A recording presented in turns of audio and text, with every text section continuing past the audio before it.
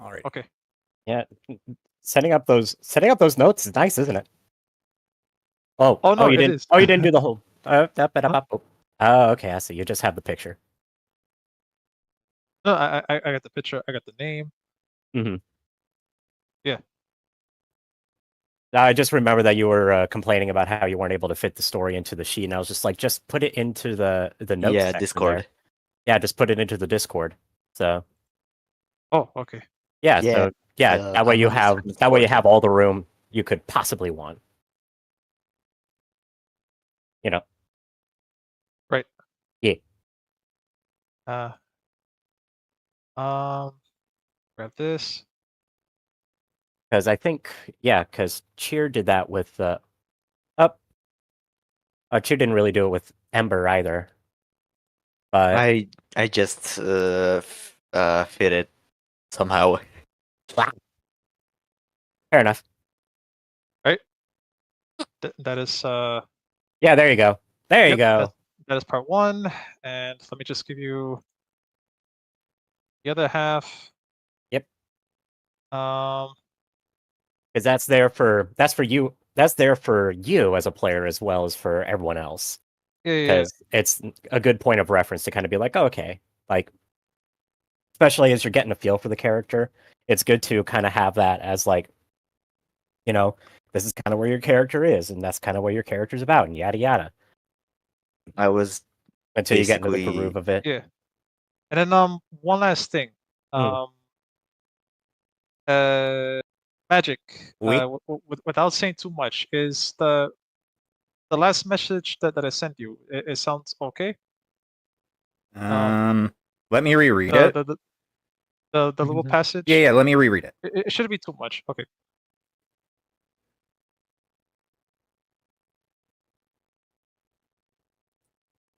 By the way, basically, I figured out what I want from this character, and yeah, we're just going to be along with her to see where it gets. There we go. I like that. That's a good rule of thumb to have with the character. Because once you put them in an environment like this, any plans or plots that you might have wind up just going out the window. So you just kind of have to be free to explore. Basically, I want her to be like Goku, but more serious. We're playing off of that. Yeah, usually what I do with the vast majority of characters is I'll just give them a framework and be like, okay, so this is kind of what I want, and then essentially just see where it goes from there. Because you never know how things are going to go sideways.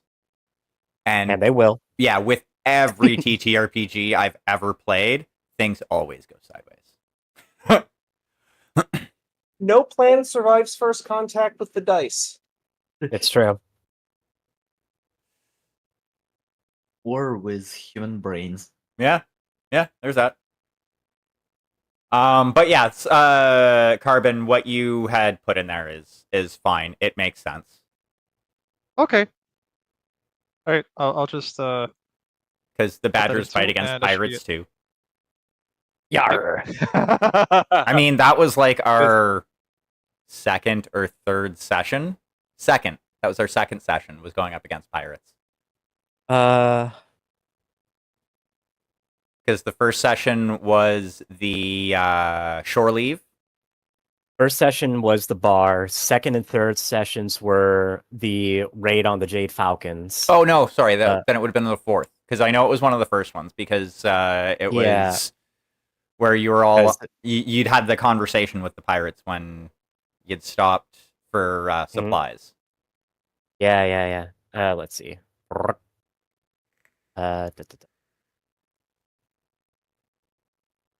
Scrolling all the way back. All the way back. Yeah,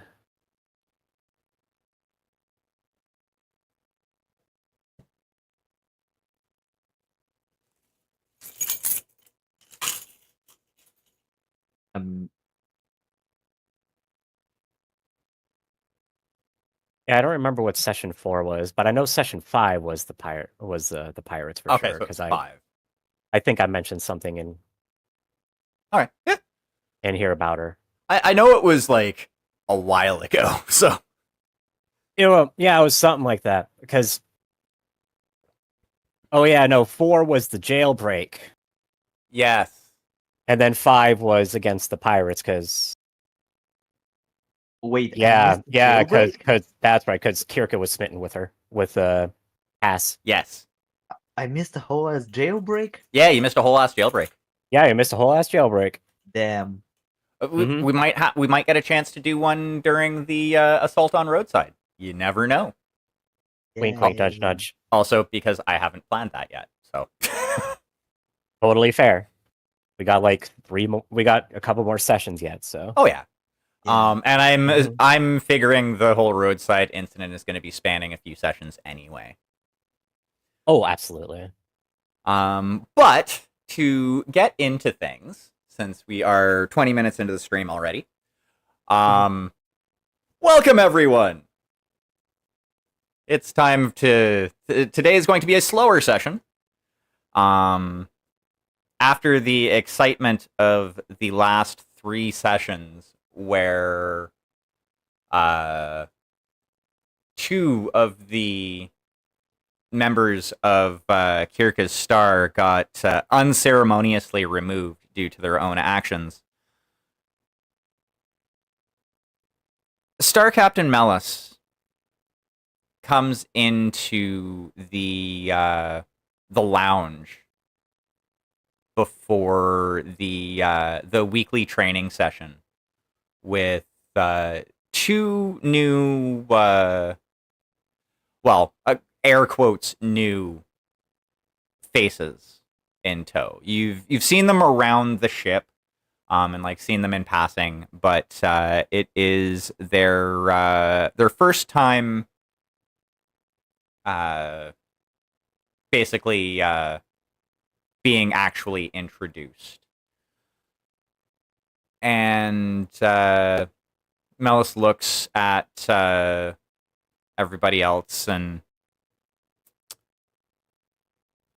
so since your star is now, well, 2 bodies down, I've decided to attach another tank crew to replace Johannes and the Rattel. And he gestures to a very petite woman standing to his left, and also some aerospace support.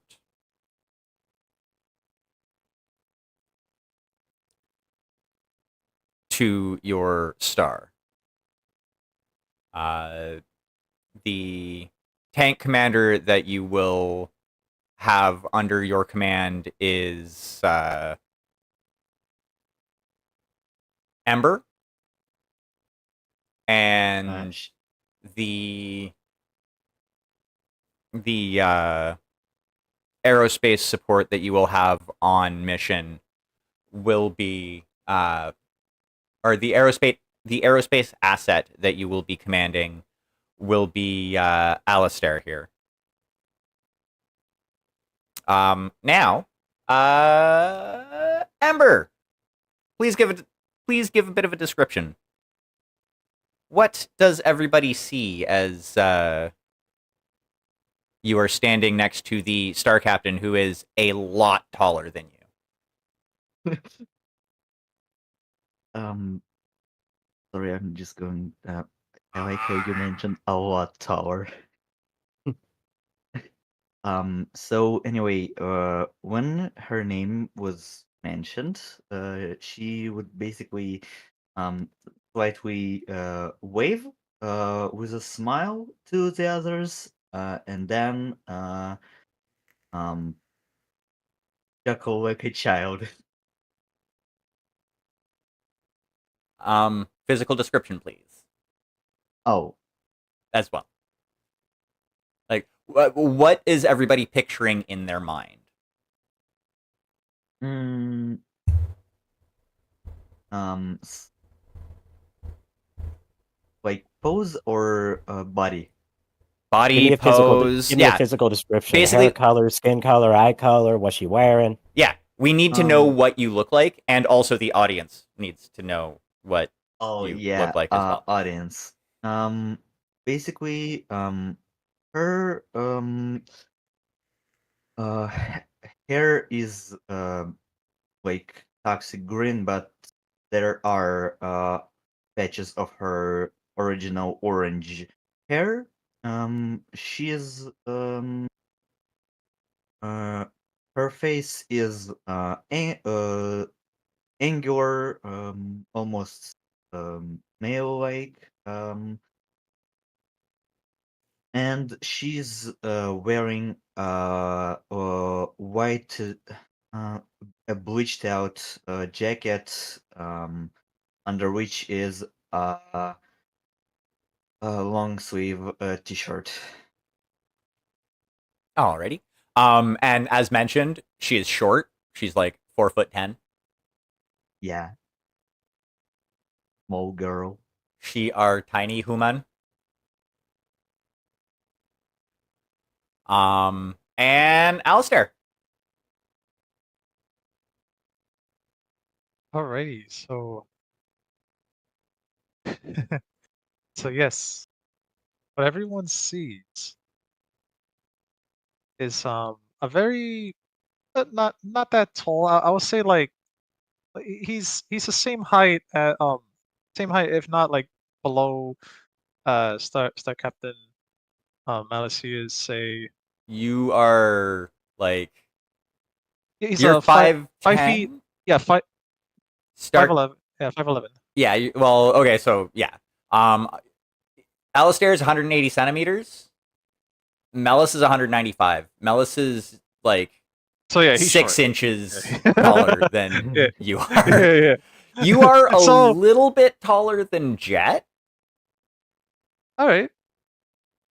So I would say he's like average size, average height kind of guy. He's has a nice, it's very nice, a thin frame. Um, doesn't look like he works out a lot, although he does look a little bit, lean. Let's say he's been very gone through a lot of like what's the word? Like he's been moving. He's been moving. You know, very looks very has a nice thin frame. Um, you know, average height. He has dark hair, brown eyes, and a little bit of scuff on the chin. I mean, a scruff. But it looks like he does his best to shave it. But he looks very like lax, like a one of those lax like hotshot kind of you know pilots. Like he may have like that. He may give off a kind of like a cocky persona, which he kind of is a little bit. However, he appears to be friendly though. Like he gives he always has like a little grin on his face, and then what he's wearing essentially is essentially like a flight jacket.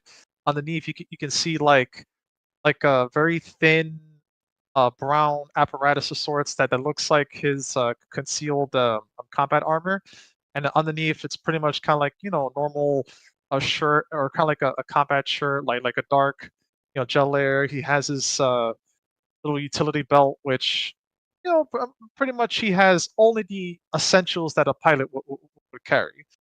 But on his side, you would see like kind of like it would be a laser pistol, and connected to his back holstered is actually his vibro sword.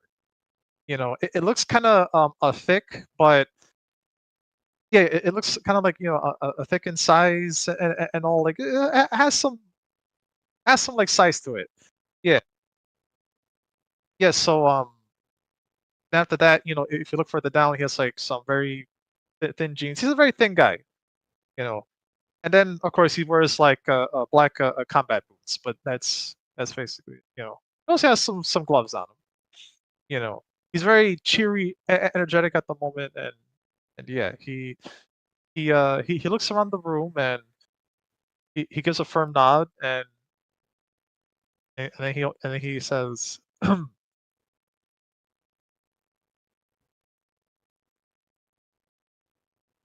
"Alistair Vancier, at your service.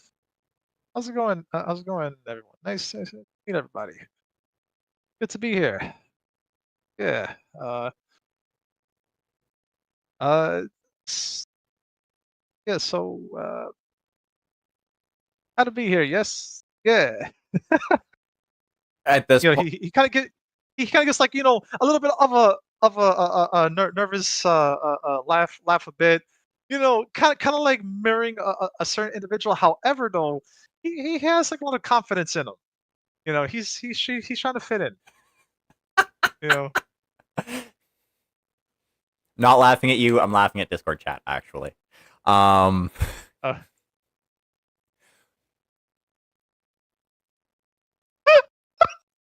Star Captain Mellis at this point looks over at Kirka and says, "Well, that's the introductions. Star Commanders, I will leave the rest to you." And then turns around and leaves.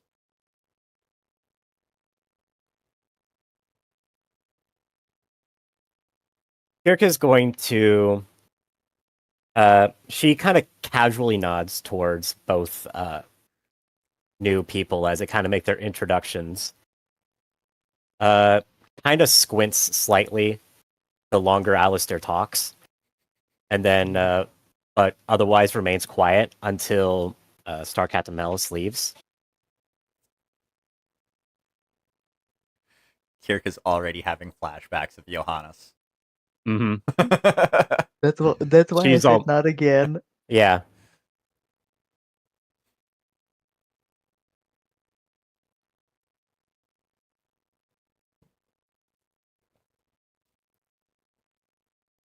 And then once he leaves, she's going to kind of glance back over. So I have seen you two around, but I don't think we have interacted very much. Let's start with, and then she points towards Ember. You. What do you bring to the table?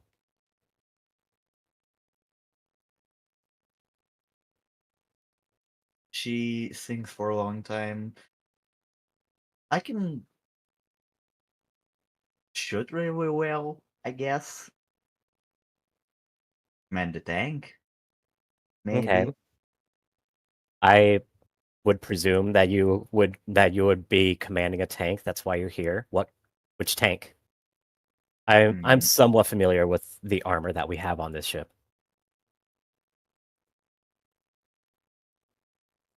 Von Wagner.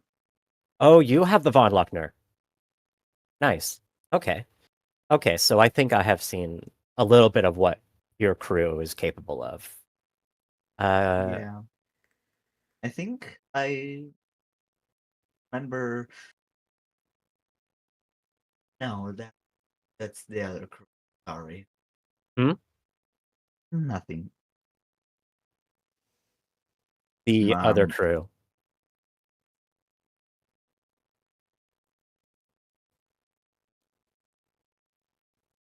I was just rambling on. They're not important right now. I would disagree. Who is this previous crew? They really often code help, and I don't know why, but they always coding tanks. Um, they. I was only recently transported to Onigoma. It was a different ship. I don't. You can just Mhm. come up with a name, like out of character. You can just come up with a name if you want. No, she really doesn't remember. She's not good with names. Yeah, Okay, fair. I think it was a bunch of pilots or something. Airs, air, airspace. Yeah, something like that.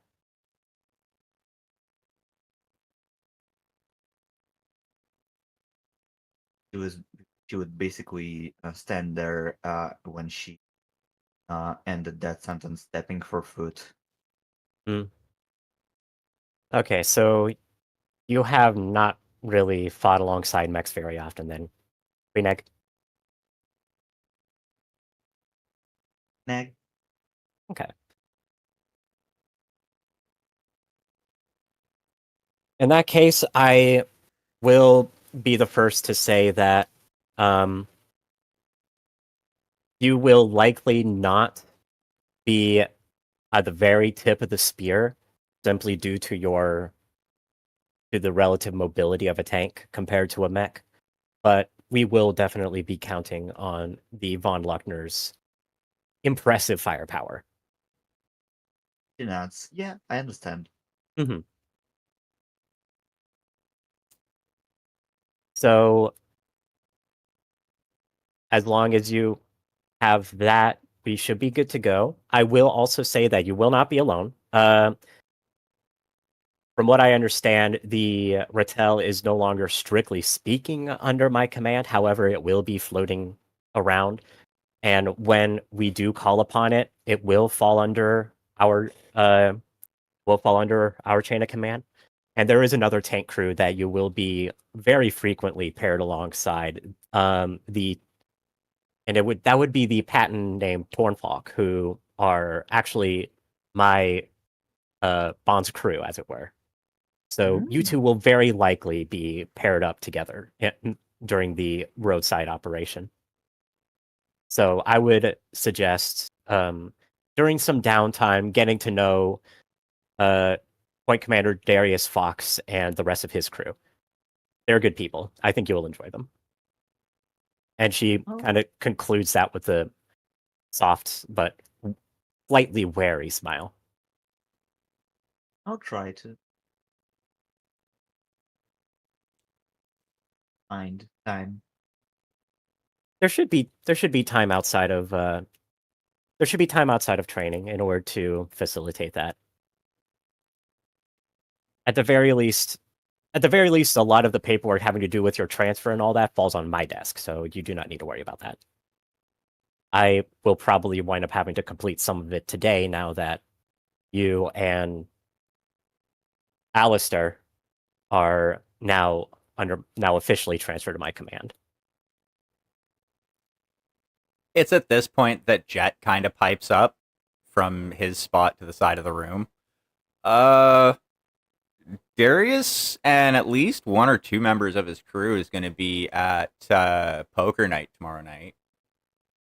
That'd be a good opportunity for you to get to know them at least a little bit.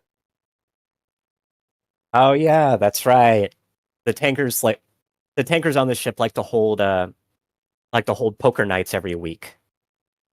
So that might be a good place for you to pop in. Oh, I never really liked gambling, but You don't have to. Right.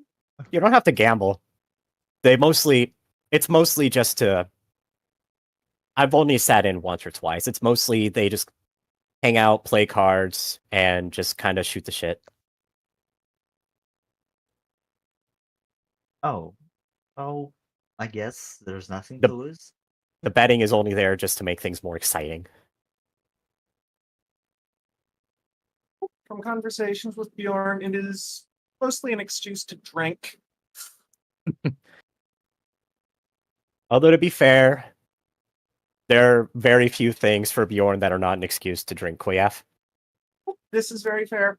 The man enjoys his liquor.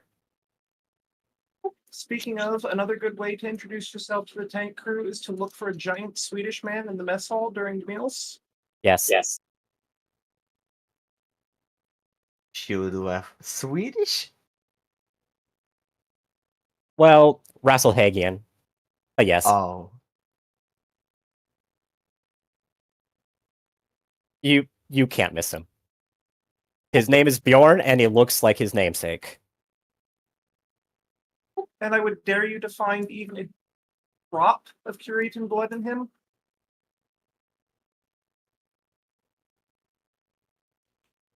I would rather not run that genetic. I would rather not run that genetic test.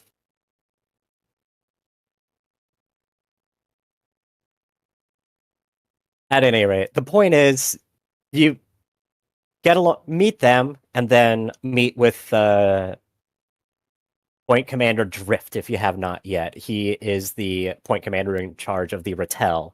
Now that our previous point commander has been separated, shall we say?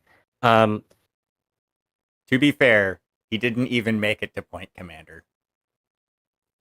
Yeah, I don't want to scare the new people with that sort of drama just yet. Well, I'm trying to be as political as possible. I mean, if they are competent and professional, they have nothing to fear. No. But it's about first impressions.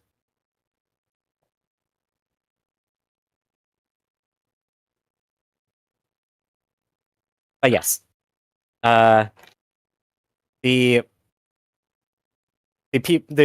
individual that you are replacing left under self-destructive circumstances, shall we say. So that's why I'm a little icy, if you will forgive that. I'm still kind of recovering from it. It only happened a few days ago. But at any rate, you strike me as being a pleasant enough person, and as long as your crews are all able to get along with the rest of the armor under my star, the three of you tank crews should be able to get along really nicely and make for some short work on the battlefield. I hope my driver won't be an asshole like he was 2 months ago.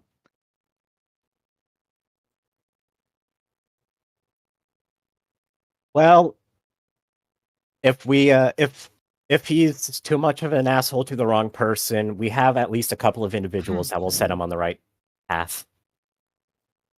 And at that point, Helmer, who's been just kind of like sitting there in the background, like in a power pose, arms folded across his chest, just kind of like nods.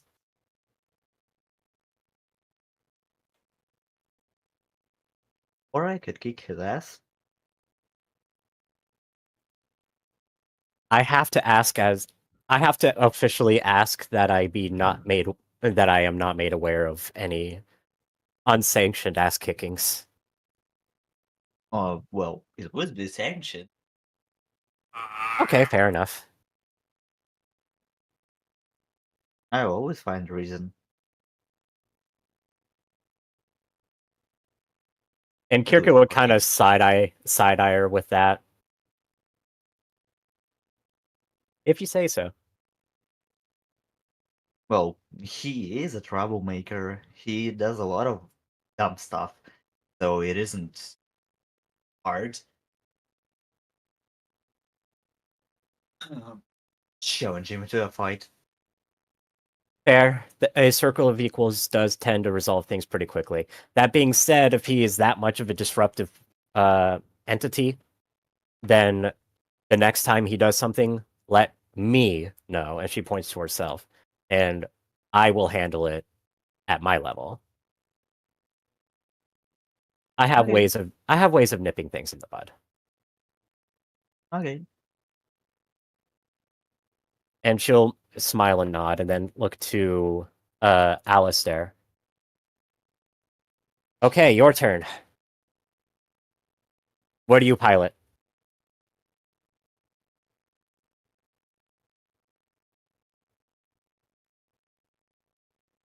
Yeah. Wait. What a character. I pilot the Xerxes 2. Oh, you Is, pilot. You pilot the Xerxes. Yeah, the Xerxes. Okay, I I believe I have seen you once or twice when I've needed a culinary support. May or may not have been. Yeah, I know I've been familiar somewhat with your star from time to time, but I've been mostly busy in the background with the others such. But yes, she is a great ship, and honestly, I offer um some really nice support. She has some twin gals, twin ER large lasers. I think she can really help out in any upcoming mission that we may have. That is, She's a fine ship, and I think you would enjoy her company. And it kind of gives like a nice a friendly smile. He has his arms folded, and he appears to be standing on his square straight, and he's giving like a nod. Very confident right now. the longer he talks, the more Kirka's eye begins to twitch ever so slightly.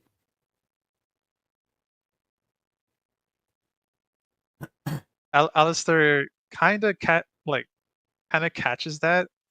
So then he kind of gives himself like a mental like, oh, short and sweet.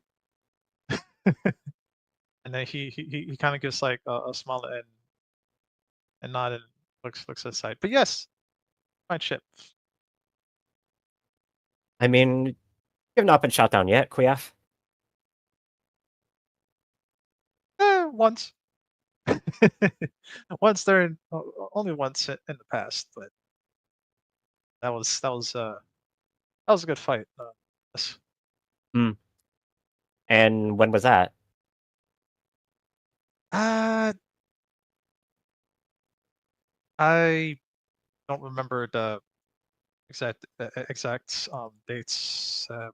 I'm really bad with time, but I'm sure on the records it would state. But um, yeah, Hmm. it was far. It was long. Good long. Kirka leans back just a little bit, kind of putting her leg out to kind of counterbalance her as she's sitting on the edge of a table. So one of you is bad with names, and the other of you is bad with dates. Well, but nonetheless, I was better at it. You know, take some time to get used to things and all. I mean, I'll be honest with you. I've been very busy as a star commander, but nonetheless, you will not see any problem from me. I'm I better sure. not. Your predecessors gave me nothing but grief for about 4 months. Oh, those fools! Yeah, yeah, that job. I bit off more than I can chew, and those. Yeah, yeah, I agree. And then at that point, um, Alistair kind of like focused himself to slight, nods his head back and forth, kind of looks to the side like, yeah, he got his ass kicked, kind of look, but then he's smiling it off. But he looks up and kind of like kicks back like his hair a little bit, and he gives like a friendly nod, like, yeah.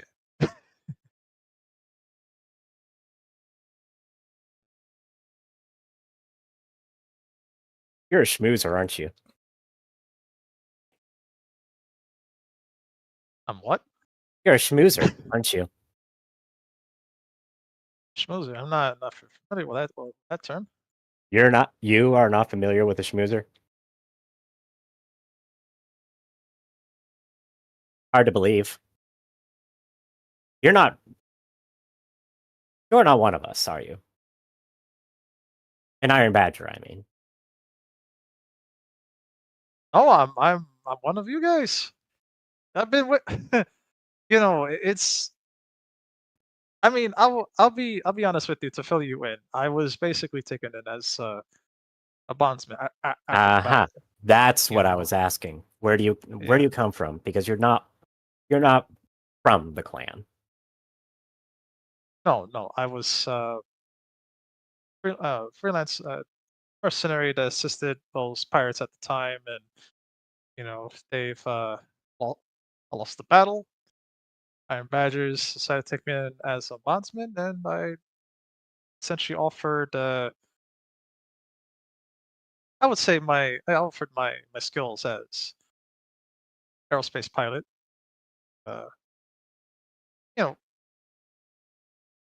remain fighting. I guess. I mean, I'm still trying to get used to the whole lingo of things. You know what I'm saying? But Fair. In yeah, that yeah. case, it makes it even more surprising because schmoozer is not something that the clanners say. That's a spheroid term through and through. Well, I am kind of. Brown noser, ass kisser. Uh, I mean, I'm just doing my best to tell the truth. I'm not, just yeah. I don't mean to. Yurka smiles a little thinly as Alistair begins to kind of stumble. It's at this point that Jet kind of pipes up again. Oh, I remember you now. You were taken as a bondsman something like a year and a half ago when we were deployed on Graceland. That's where I remember you from. Ah.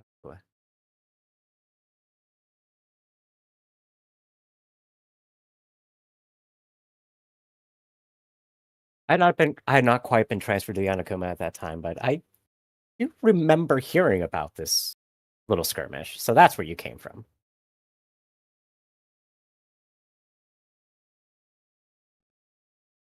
It actually wasn't a bad fight.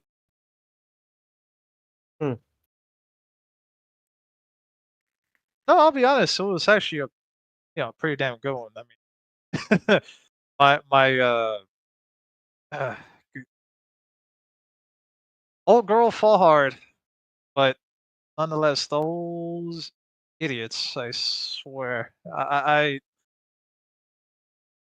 good good people to have nice little chat and drink with, but kind of hard headed on what it is that they exactly had wanted. They offered me a large sum. I took the job, and well, I wasn't I wasn't expecting to fight against um this group Us. essentially. I mean, yeah, honestly, it was a damn good battle, and certainly a good one.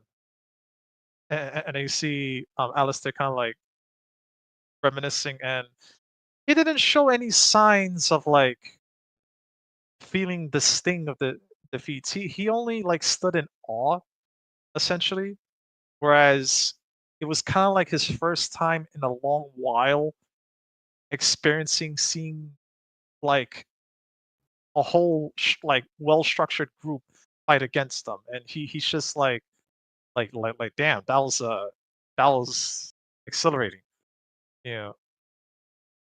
So yeah, he's kind of just like smiling at it for a second, arms folded, still on the square, and he's just like looking down a little bit, but reminiscing. Okay. Like Kirka's kind of watching this unfold.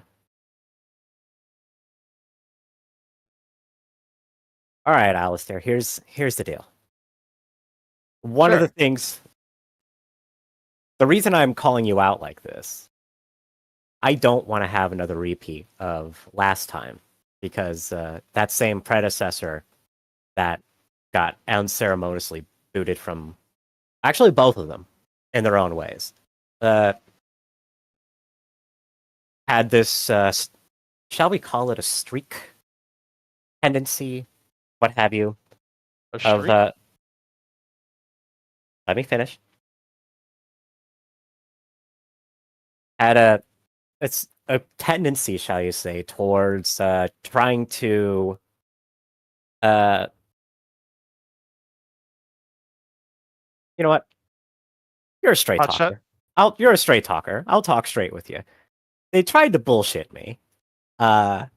They Oh. Yeah, yes, Uh, they tried to give me assurances that they would change, they would improve, and that they would do what I required them to do, but every time it came to it, they would always fall back on their same old habits and never really grew. they And didn't what fulfill their promises, and they nor did they bullshitted their nor did way they have any through the system. intention of doing so. And the entire time they Ah, tried to smooth talk me into thinking that they were changing, whether they knew that that was what they were doing or not. ah. So, Oh, I know what I'm looking for. And I'm going to be entirely honest with you, Alistair. You seem like the kind of guy that talks out of both sides of your mouth. So let me give it to you straight. Don't do that with me. I have no intention. Um, I'm here to do the job, and that's all. You know, not here to give any bullshit, any hard time. You know, I know and have a lot of respect for those who are in chain of command, and so I be willing 100% to do whatever it is necessary to be done. You know, it is what it is. You know, it's all of us have our place in things. You know, excuse me. Place in various systems that we're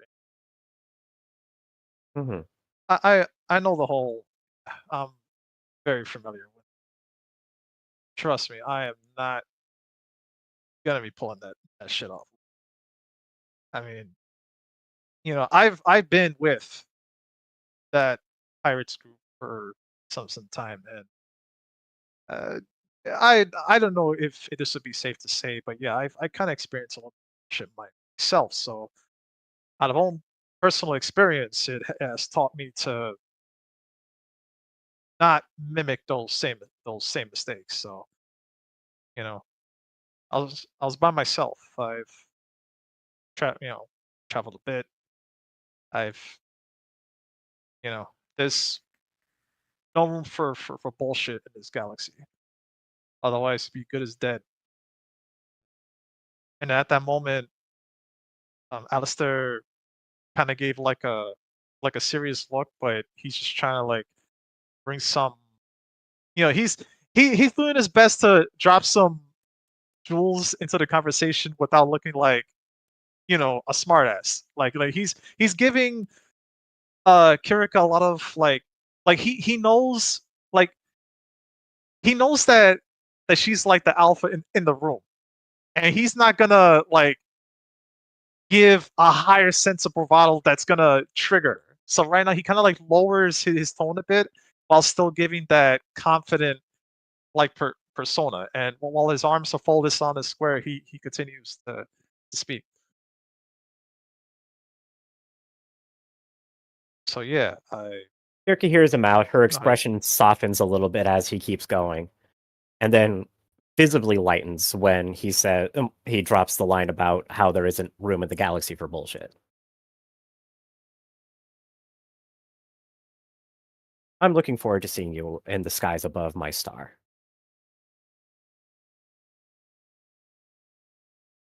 honored, and I'll be happy to fight alongside you, Star Commander, if I am pronouncing your rank appropriately. You are. It's not that tricky. Yeah, I'm still getting used to the clan lingo stuff. He was part of me. Fair enough. Well, I don't know. I don't know what all you've heard before you were transferred in here, but this is the star that has all four Crewborn clan warriors attached to it on this ship. So you are in the right place to learn everything you could possibly want to know about the clans. Sounds exciting.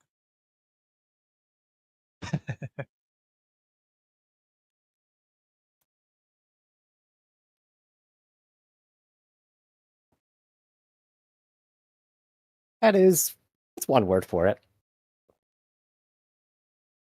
Well, I'm just yeah. I mean, well, I mean, the now that we've give ourselves a bit of our introductions and all,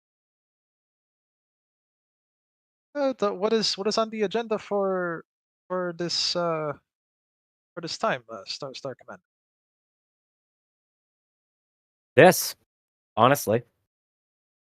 Oh, okay.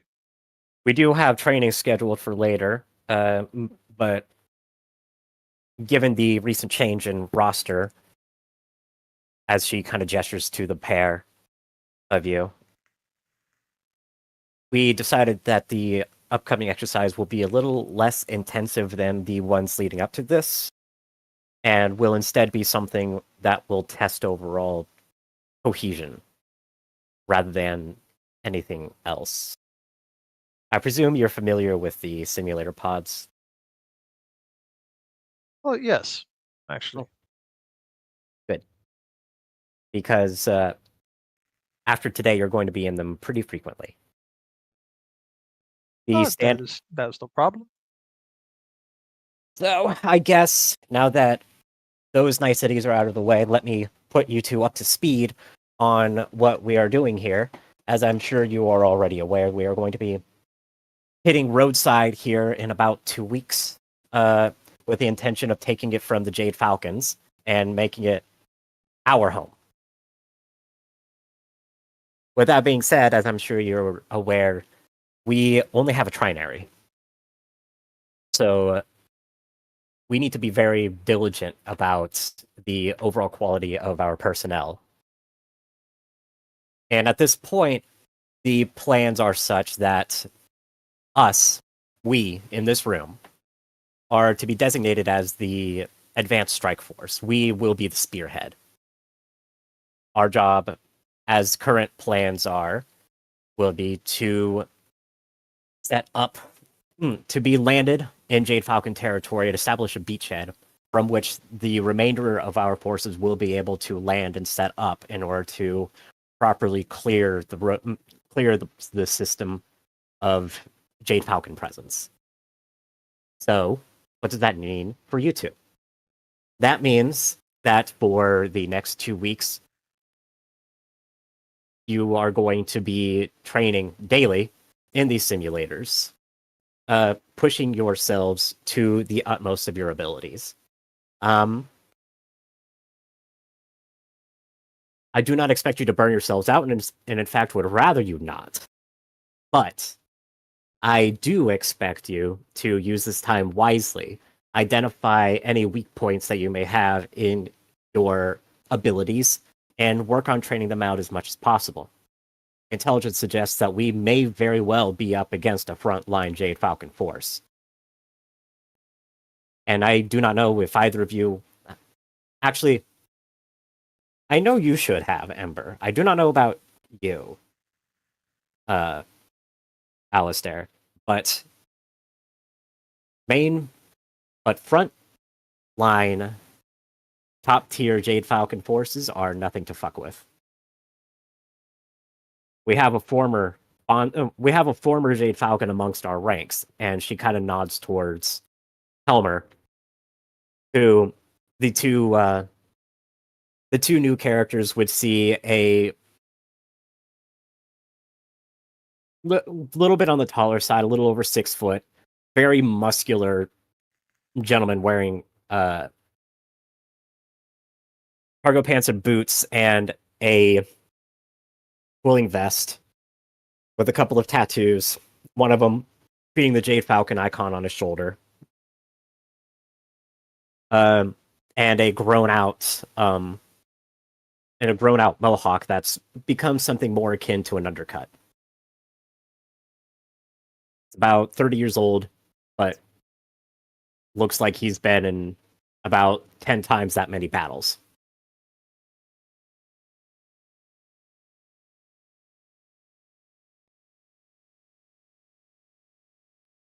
And given his insights into this, into what this force is capable of, we stand a very good chance, as much as I might not want to admit it, of not everyone coming back alive. I have a strict policy that everyone returns from a mission.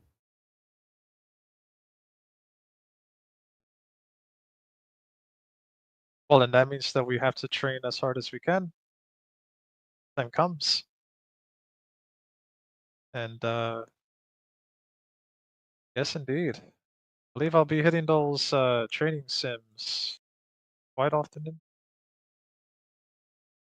Just Kirk nods. That is exactly what I am asking you to do. Not asking, commanding. You do not have a choice. That's obvious. Everything.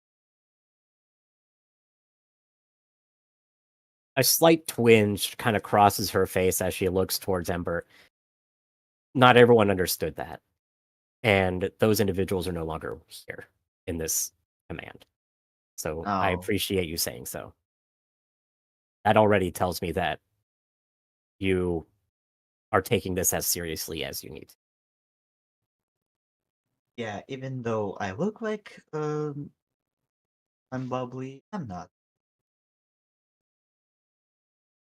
So if you think I'm a child, I'm not. You command Von Luckner. I presume that you're not a child. Thank you. Not like I have much room to talk anyway. I'm only in my mid-20s. Star I think Commander, I'm the youngest. Yes. do you mind if I direct their physical training? Not at all. You would probably be better suited to it than I would. And as much as I am sure Deanna would love to, they look like they could be broken in half under her conditions. broken in half. Who is it that I may be training with in the future? Star, Oh, you haven't noticed the 8-foot woman sitting behind my left? Huh? Oh. As if to accentuate the point, she stands up and crosses her arms. Alistair still standing there with arms folded, like just looks up. And it's like an invisible sweat drop just like goes down to the back of his head. He's just like, And not helping is that her uniform is fairly tight right now. Oh yeah, poor Ember is literally half Deanna's height. Ember is. I wouldn't say no. Amber I is would say Amber is at waist height to Deanna. yeah. I'm just going to say like it is. Amber is blushing profusely.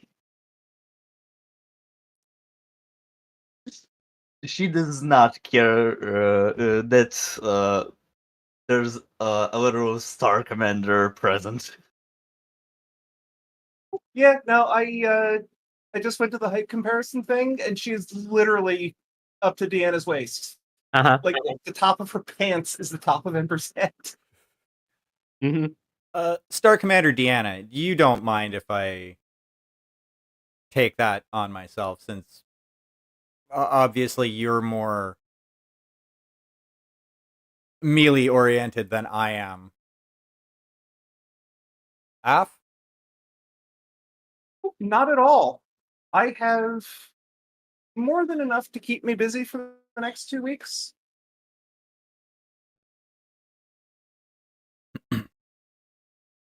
Awesome. That means more sparring partners for me. Well, I wouldn't mind if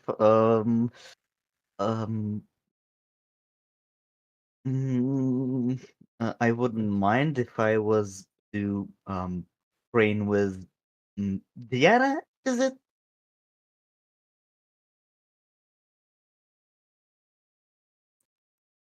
Um, I don't want to make too fine a point on this, Ember, but um, how much do you weigh?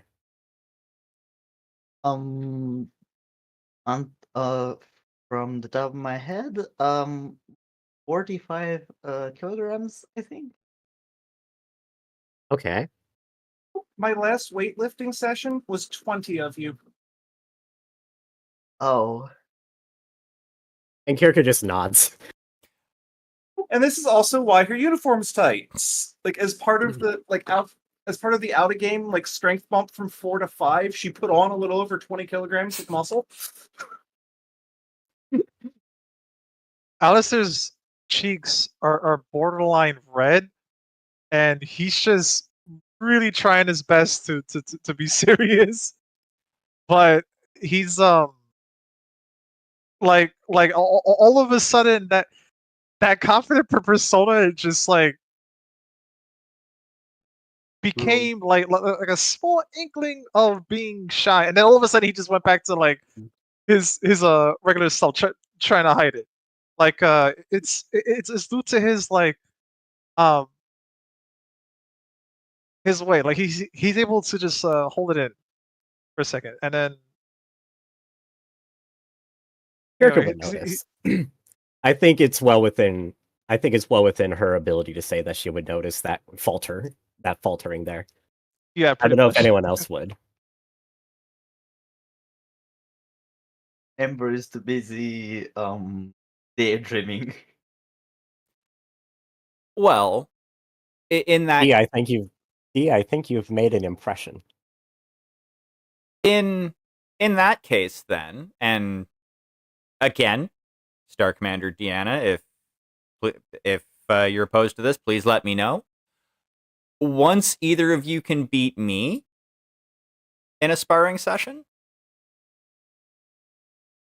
I'm sure that you might be able to work something out for training with Deanna.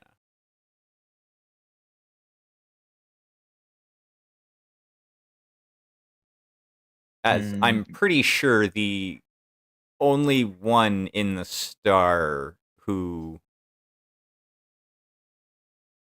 surpasses me in close quarters combat would be Star Commander Deanna. Nothing. I'm not trying to say anything against you, Star Commander Kirka. And Kirka would just kind of like wave a hand. Not at all, honestly. I should be practicing my close quarters combat more. But the cockpit of a mech is just so darn comfortable. Oh, don't get me wrong, it is. However, there are times where the up close and personal touch is required.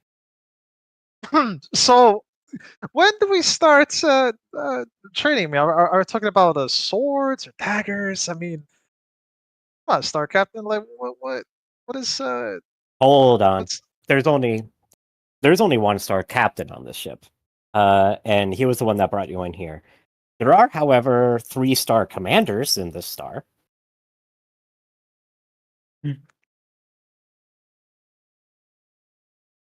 oh right, Star.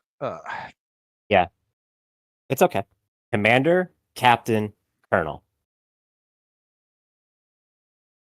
Right. Yes. Mhm.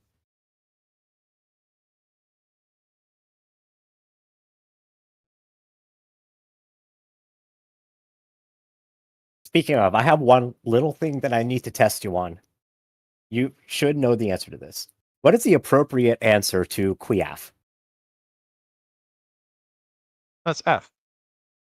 Because you're not. Yeah. And Yurka just like claps once. Thank you. Well, I mean, I've heard it all the time. I mean, I mean, listen, when I'm walking around and I'm hearing all of our fellow crewmates speaking in uh, like clan speak. It's the Fs, Quefs. I trust me. I got it. And then and all of a sudden you see kind of like Alistair looks over to Deanna and then back to back to Kirika really fast.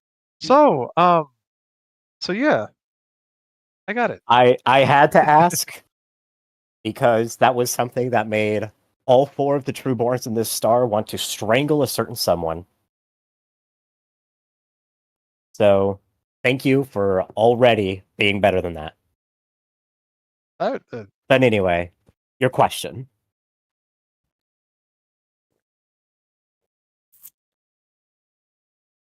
Oh yes. So what would be the type of a spar? Would it essentially be in form of swords or? That is going to be up to Jet. You two can figure out however it is you're going to work out that physical aspect of the training. I am here almost purely to oversee the overall capacity of your ability at your main purpose. That is to say, you as an aerospace fighter and Ember here as a tanker. That's what I am here for. All right. And to answer your question, Alistair, it will be a mix of unarmed and armed sparring sessions. We will probably start with unarmed, as I don't want to hurt either of you if I can help it. We do I like have the sound. we do have training weapons that will be used for armed combat. So, and then he points at the sword on Alistair's back. So you won't need to be carrying that around with you. We have a suitable sparring equipment for you.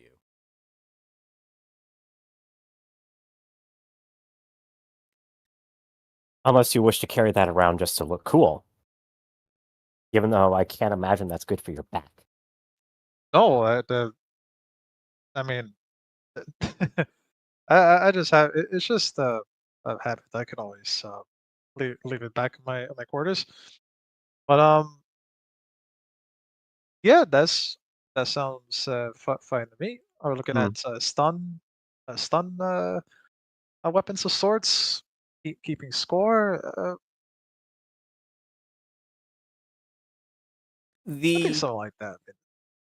Well, as far as that goes, like I said, we will be starting with unarmed. Then we will be moving on to reinforced wooden weapons.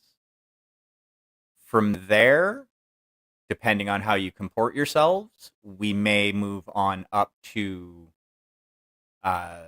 essentially more of More a complex stunning way type of weapons. fighting. Ah, I see. That is fine. uh, just let me know when. I shall be ready for the spar. I think it'll be pretty exciting getting to know. Yes, I've learned that the best way to get to know one another is through some form of combat of sorts. I mean, I'll be honest with you. Ever since that battle against those pirates against I imagine. Oh yeah, I've learned a lot from just that battle, and I am definitely very excited to be here. Funny as that may seem, even though I've made bondsman. I mean, Bondsman. all right. I mean, you seem like a cool bunch. Yeah, hell yeah. Yeah, let's go. Just let me know when. Erica would roll her eyes a little bit at that. comment, but not in like a ugh more way, more like with a slight smile.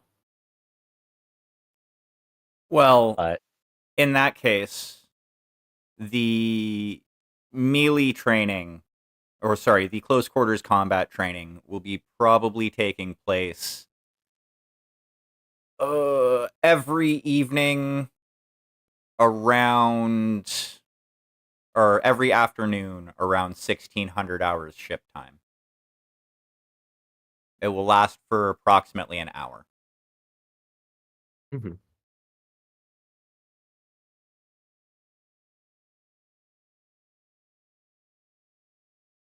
And since simulator time is mostly scheduled for the mornings in order to allow for any sort of administrative work to be done in the afternoons, there should be plenty of time for you to make it down to those. Yeah, I mean, I'll make sure I have everything set up on my my schedules. I normally don't carry one of those fancy tablets, but got my little something that I use to write on. Oh, You know, trust me, it's good to exercise the mind. You know. I will make sure that the both of you are in attendance myself. Alistair kind of gives like Circuit would he kind gives of like look over as a well. nod. You're excited.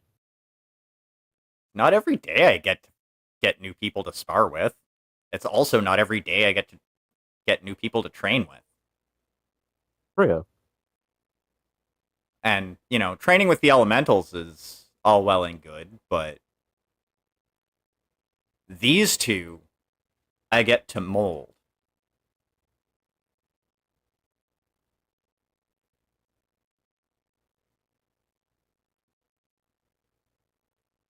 Ember would snap out of her daydream. Well, not really remote because I am as tall as I can get already.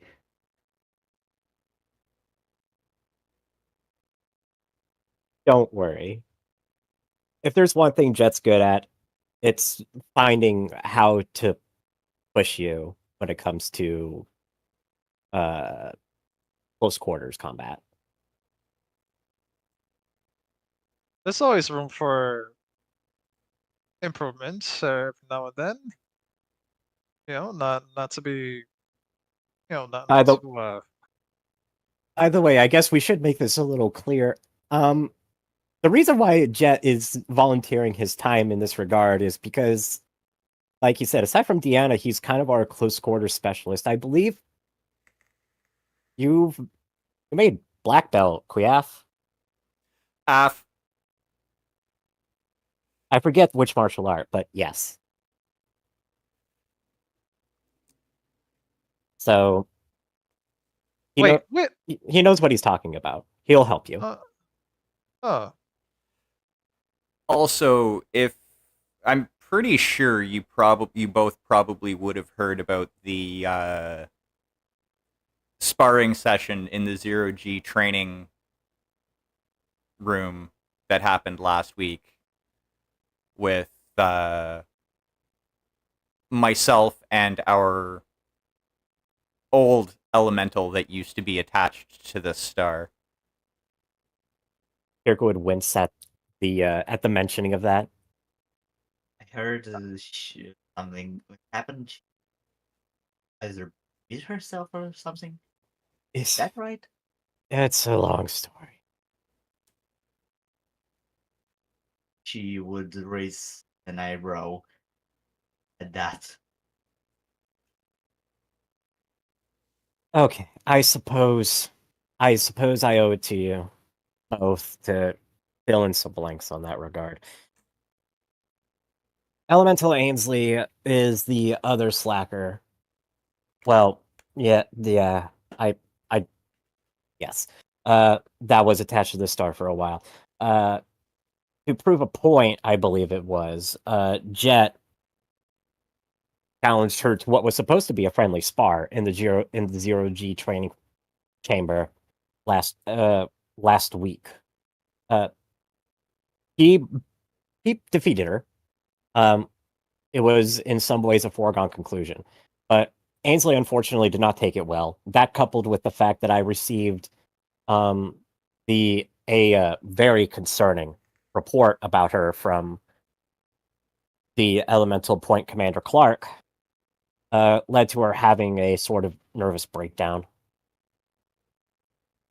From Oh, what I understand, she's still in confined quarters about it and receiving intensive care through through the med bay.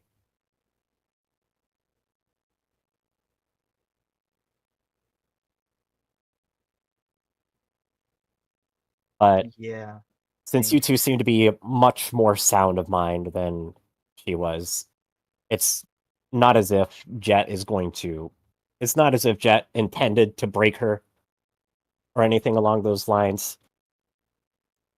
Not at all. I was, in a lot of regards, gentle. Hmm. And honestly, we were very taken aback by that whole incident. So, as long as you, again, just like with training, just like with the simulator training, as long as you take things in stride, you should be fine. I can see that. It's so yeah. I think I understand now.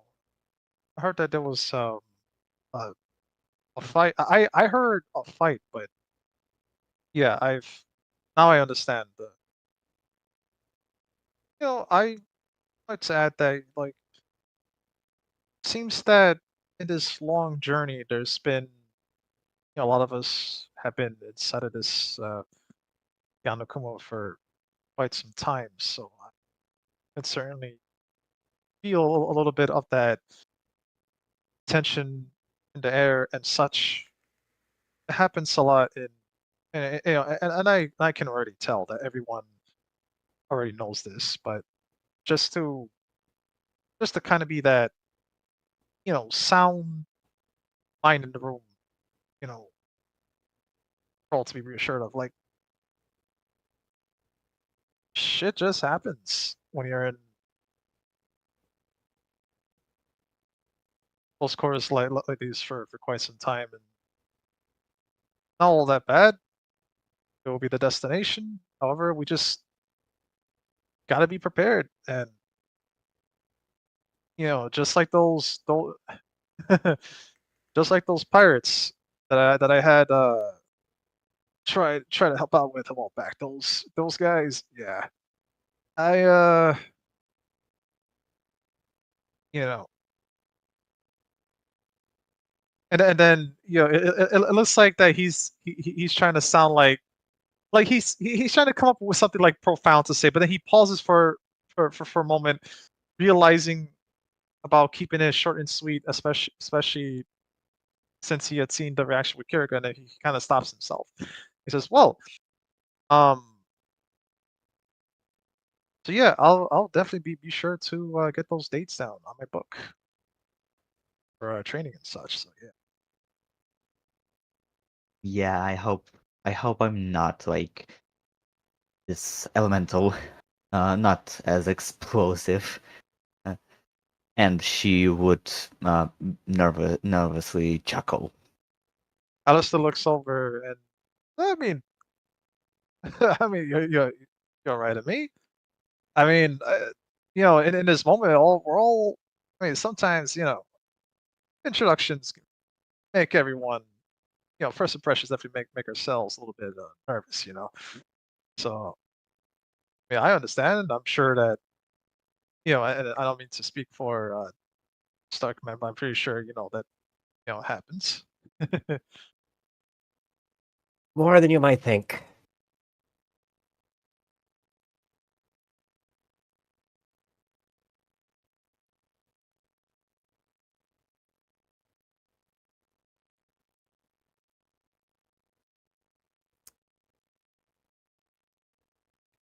Deanna has So, been silent for a bit. What's going on with Deanna at the moment?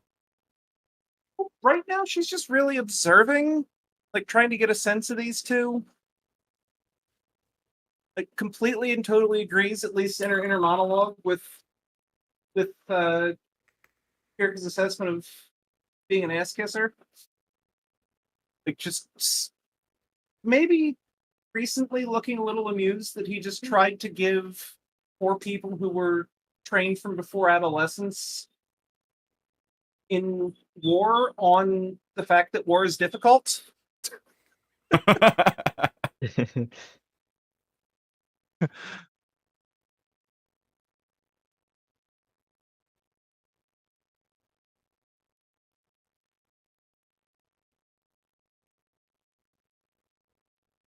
In this nervous silence.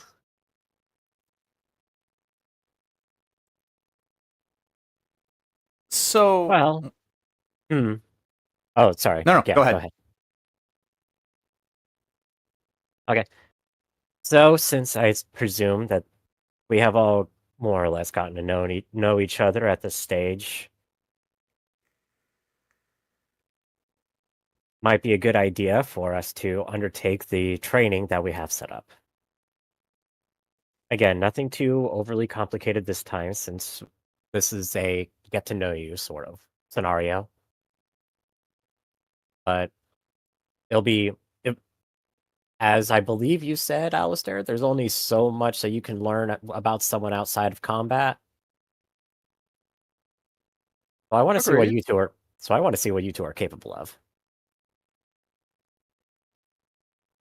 That sounds like a plan. Okay. Very well. Off you go.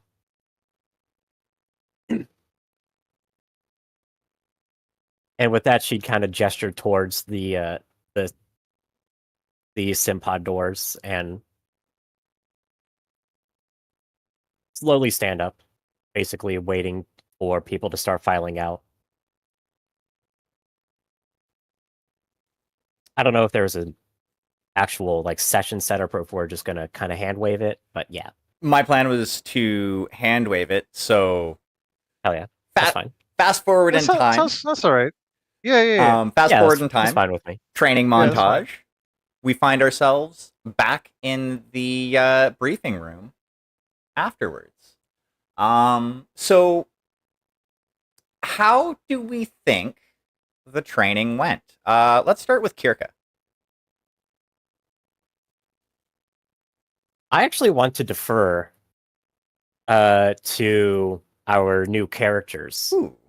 Because Kirka's full intention with this was to pay attention to those two in particular and see how they handled the scenario that she and Melis had kind of concocted, which was not as difficult as the previous ones, but had a couple more twists and turns. Okay, so what then was the scenario? Like, what is like a brief synopsis of what the scenario was? The scenario was that it was ostensibly a taken hold. However, the twist that was provided was that there was a friendly convoy that had come under fire and was being redirected to the small facility that we had just taken hold of. So it became a sort of escort mission.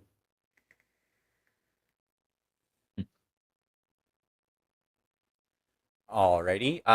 Let's start. Let's go in alphabetical order then. Alistair, how do you think you did? Let's see. Alistair, I would say that he did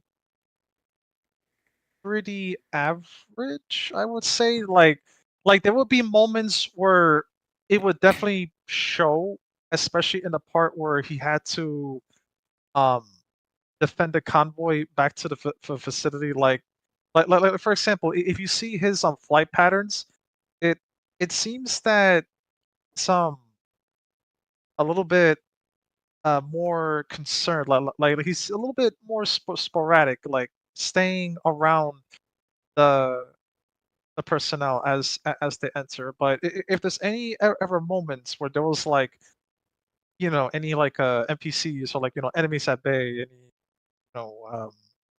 mechs or obstacles or whatnot, he would immediately snap to and perform, I would say, above average.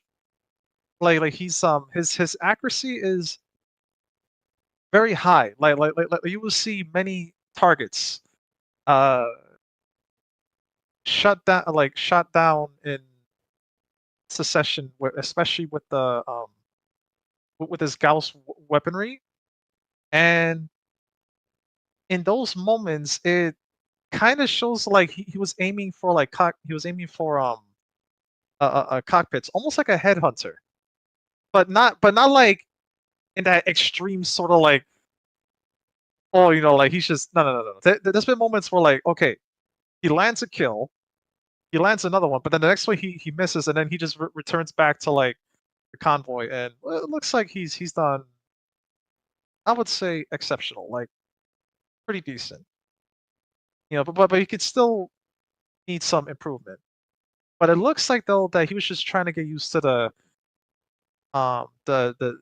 sim pods. Like while he was there, he did his best, but it was also an added challenge of trying to show off his skill through the pod itself.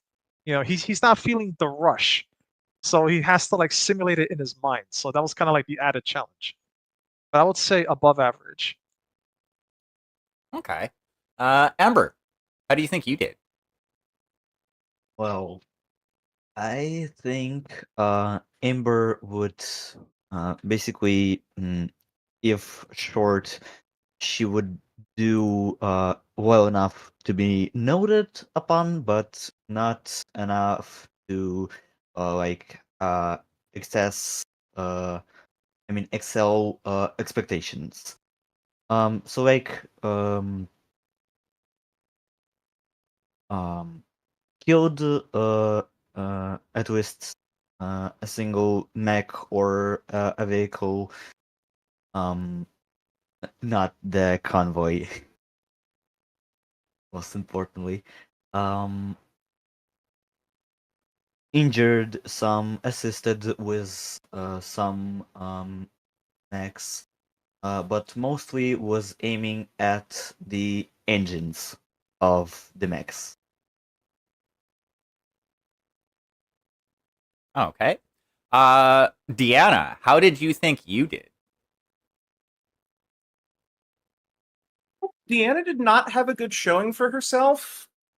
She was trying another configuration as part of this whole initiative to figure out what Samantha wants to do for roadsides. Like up to and including her first time with jump jets not going any better than Jet's first time jumping in battle armor. Like when she was shooting, she was doing all right. Like not quite Helmer's level, but pretty close. But it was pretty obvious that she was struggling with the changes on this one.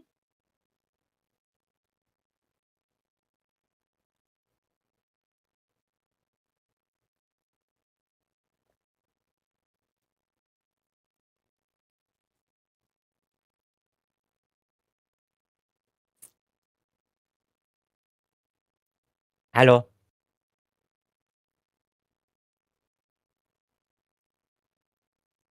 I'll check. Yeah, I hear you. Okay. Alrighty. So, what does Kirka have to say about all this?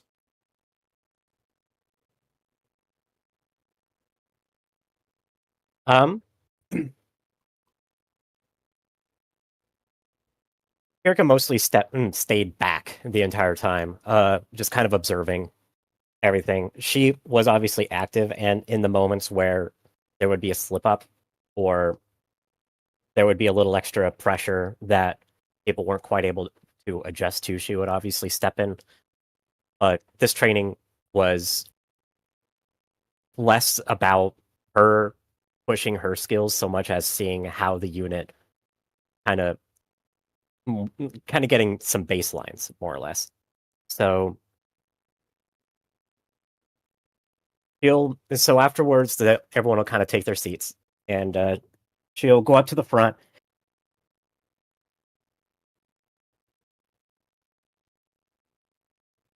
All in all, I enjoyed what I was seeing out there today. A couple of observations that I have, especially, and this is not meant to be a personal thing, but I will be offering the most feedback to you two, and she'll point simultaneously towards Ember and Alistair with her index finger and her pinky simultaneously. Simply because I wanted to see what you were capable of today. And I will say, I am pleased, maybe a little impressed with what I saw. It's to clearly have an understanding of where to aim in order to have maximum efficiency with your firepower, which is appreciated. Especially when we find ourselves frequently in overwhelming odds. I intentionally scaled back the number of hostiles that we faced in this scenario compared to typical. There have been times that we have been outnumbered 2-1, sometimes even 3-1. And you handled the numbers well. Should this have been an actual combat scenario where we would be facing much more stringent odds, I have no doubts that you would be able to focus fire effectively and efficiently. I did have a couple of questions about how each of you felt in the simulators, though. It seemed as though there was a little bit of awkwardness compared to the real thing. Is that the case?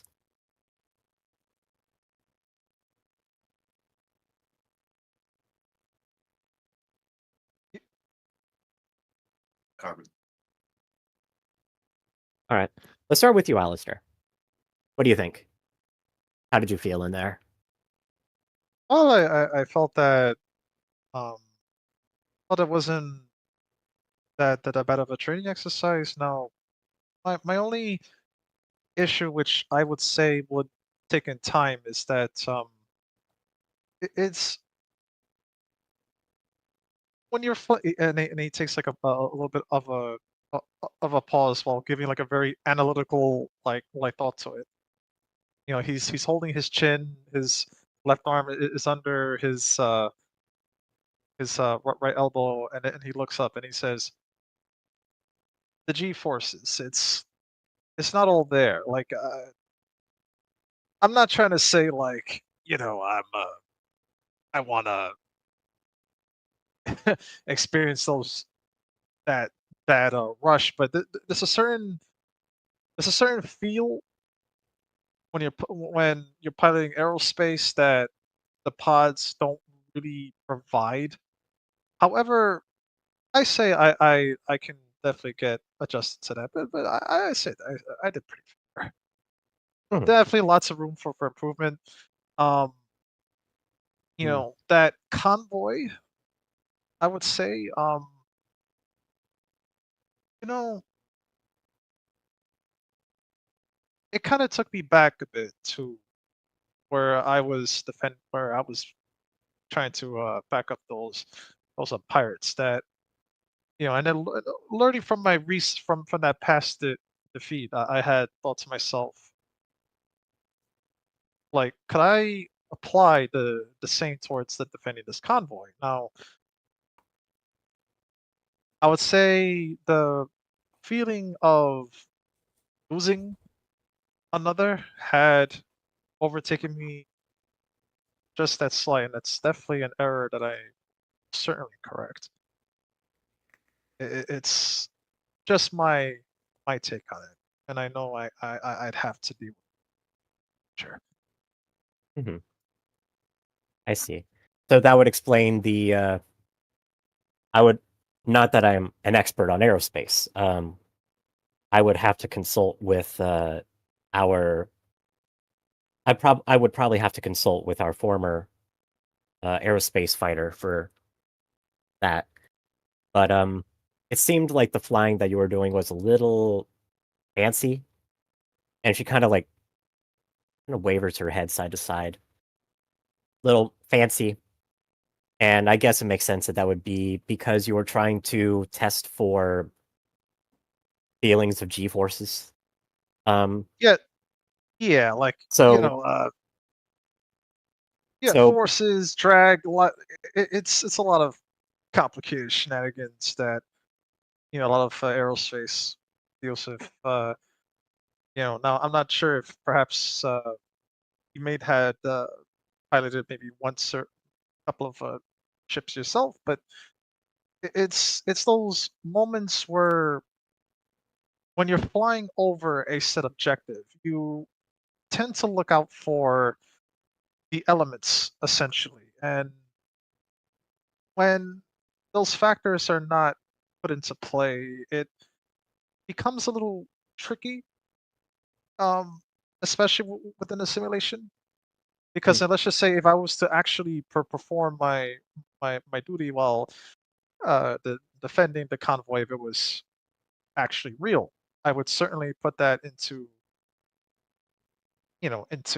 mind that wait a second, um, there may be some rough weather. I would have to keep in mind of that, because I can tell there's going to be a lot of environments that, Kirka kind of puts her hand up and kind of signals for him to kind of stop.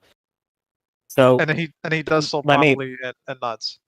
so let me ask this as simply as possible.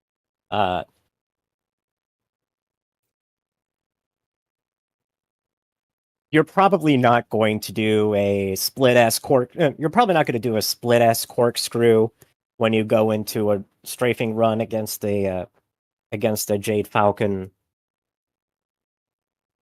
What was the name of the vehicle? An Ashur, I think it was. Uh, should that situation arise on roadside? Oh, this is not gonna. I'm not gonna do any crazy maneuvers. Okay. Okay. No. Good. Register Star Commander. Oh, sorry. Okay. My Okay. apologies. Good. Because in that moment in particular, I was not sure if I was watching a combat simulation or an air show. So I can appreciate that you can do that in a simulator, but it seemed a little extraneous for a combat scenario. Oh, yeah. Well, essentially, yeah. It's on my part. It has to do with me not essentially fighting in a proper militarized group, but learning more.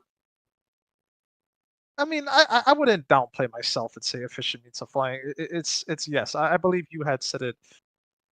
You have expressed it perfectly. Yes, I will not. I will not argue. Okay. I'd have to do. All I can say is just like with piloting a mech, fancy flying has its time and place. It's just a matter of deducing when that is and not letting the fact that it's fun to do those sorts of maneuvers get in the way of mission effectiveness. Yeah, Half. Did I get perfect. that right? You did. Oh, That's all. very very good. Uh, And then Alistair kind of smiles and he gives a firm nod while his hand, his current hand posture is kind of like he's like like his right his index finger is to his chin and he's kind of like holding his chin while his left hand is kind of like resting underneath his elbow and he nods. Star Commander, do Perfect. you mind if I Yes. interject for a moment? By all means. Alistair, as you are fairly new to the Badgers. Do you understand the reason why we do simulator training rather than live fire training?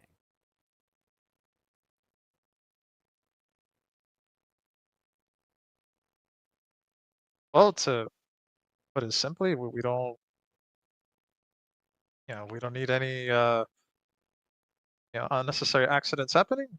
I mean, it's better and more efficient to do things in a simulation as opposed to live. And plus, too, I would say that since we are technically flying through space at the moment, and we have no means of actually stopping by a planet, and plus the followed by the mission, the time essentially is very close. Definitely much more efficient, a lot better and safer simulation. You are mostly correct. What it comes down to is we can't afford to potentially lose the material that we have. Ah, assets. Yes, indeed. And Okay. yes, you are correct. Those assets are both the hardware that we pilot and the pilots within them.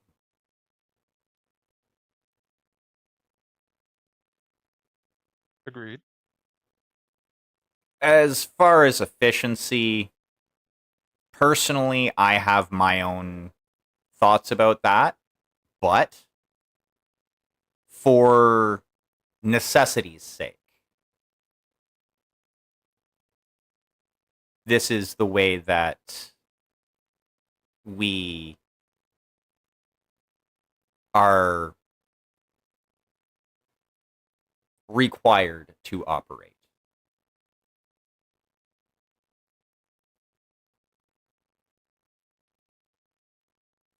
Alistair nods to that in affirmative.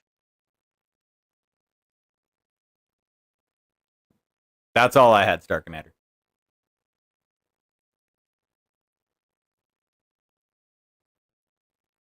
I appreciate the input, Jet.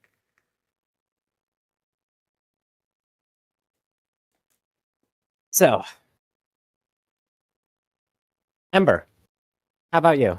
I did notice that you were paying attention to the objectives. I saw that when a call was made that you would snap to and redirect accordingly.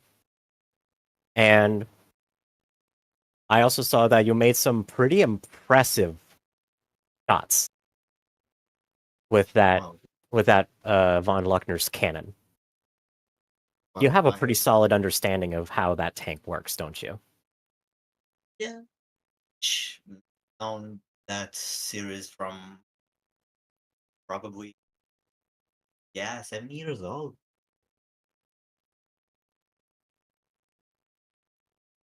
And then Kiriko would kind of tilt her head for a moment, and then like familiarity will flash across her face. Oh yes, you're from the technician family. Yep. I'm That's the one who almost stole the tank. I was trying to be nice in describing your background, but yes, I did read that part of the file. Yeah. Well, mm, and as for your question about the simulators, yeah, it was kind of hard to um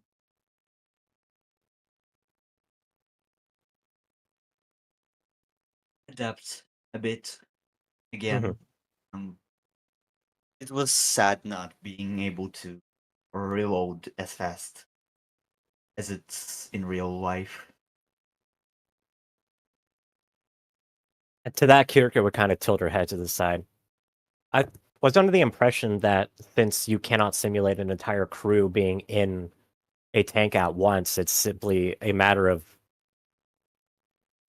more or less pressing a button or something along those lines to have a reload occur. Unless you mean that your crew is faster than the simulator. Well, um, the timing on the simulator is slightly slower than my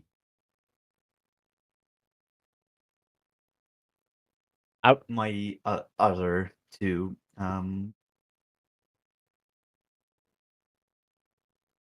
crewmates. To be fair, I suppose the simulator is on a standardized reload cycle. If you felt that slow compared to what your crew can do, I would be very impressed to see your crew in action, and I'm looking forward to that on Roadside. That being said, I understand the both of your concerns regarding the simulators versus real life mech combat. Believe me when I tell you that despite the fact that there are some sort of what is the exact word that they use? Haptic something or other. Basically systems in place to try and simulate the feelings of being inside the cockpit. I believe the word is feedback, if I may say. Haptic feedback. That's right. Haptic feedback array. Um, I know that that's there to some extent, but it doesn't feel like the real thing. Believe me, as someone that's probably logged more hours into that simulator bay than anyone else on this ship. I know that full well. Those simulators feel nothing like my Timberwolf. But that is why I want you to familiarize yourselves with those simulators, because even though it doesn't quite feel the same, when you do get that feeling in comparison, and you are in your home environment, shall we say, it will feel a lot better. Does that make sense? Yeah. Also, I not sure if I noticed that right, but is there I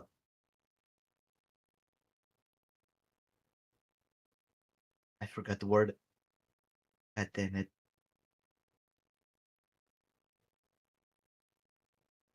Oh, is there a suit of battle armor in that simulator room? There is.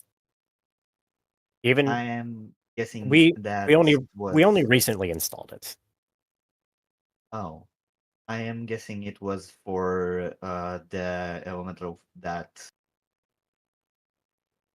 Nominally, know. yes, but it has been used pretty frequently by all of the other elementals on our ship with good with good reviews, as I understand it. Rex? Mm-hmm. Yeah, you can thank technician you can thank junior technician Samantha for that. She worked very hard on it. It's one of her many projects.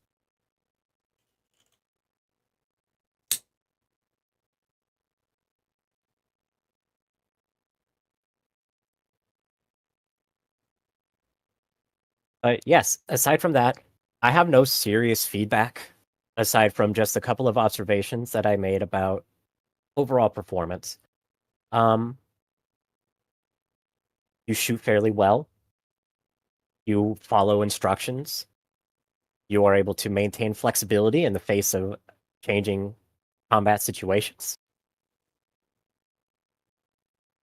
Only time will tell how well you will be able to handle the pressure, although thus far I am cautiously optimistic.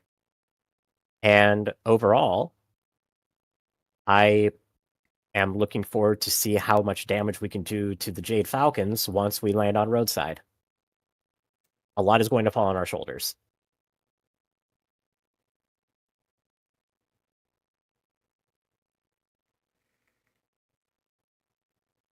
The remark about the Falcons gets Deanna to smirk a little, mostly because of the not quite secret rivalry between the two clans.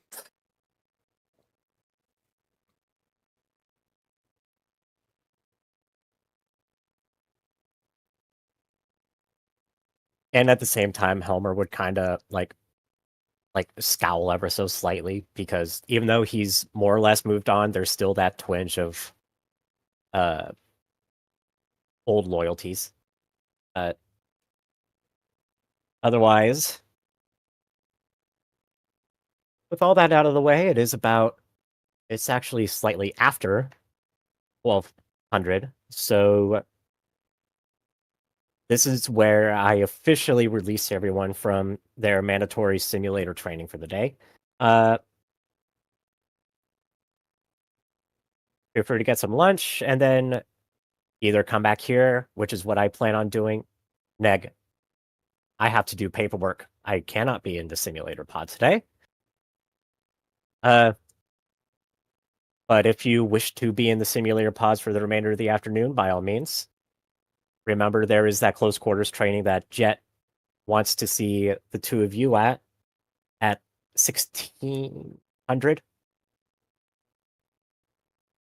And yeah, if anyone has any questions, comments, or concerns throughout the course of the day, I will be in my office dealing with the lovely paperwork to bring you two officially on board.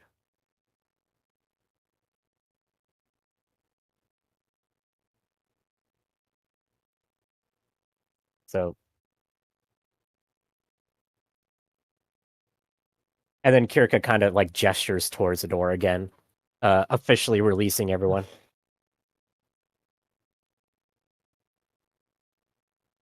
Alistair gives a firm nod, and then he replies with F, Commander. It was indeed it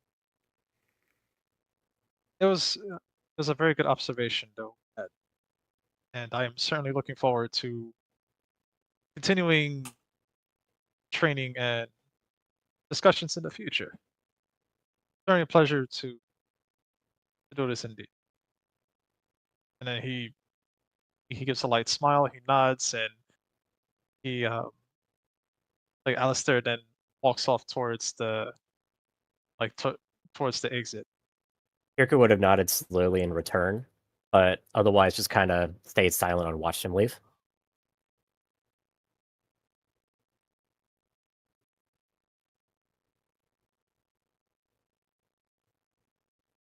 By the way, I guess I should make it clear. Kirka generally likes to leave the rooms last whenever there's these sorts of like things. So if someone's expecting me to say, and then she walked out, she likes to wait for everyone else to leave. No, but she is hanging back so that the two of them can have a quick conversation before going their separate ways.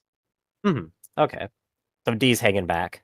I think Jet is gonna wait for Ember to leave, and then look at Kirka and say, "Well, hopefully neither of these two think it's a good idea to ram another vehicle in actual combat."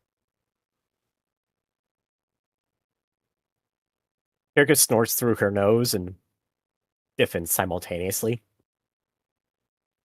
I certainly hope not. At the very least, for our hot shot, that would prove fatal. Yeah. Deanna about chokes on a laugh. And then nods. I do not know how long it has been since we got a fresh supply of band-aids, but it would be nice to not waste them on vehicles.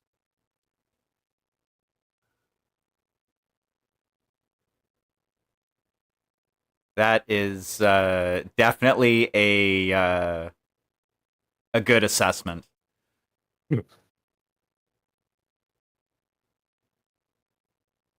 Technicians are clever. If there's a will, there's a way.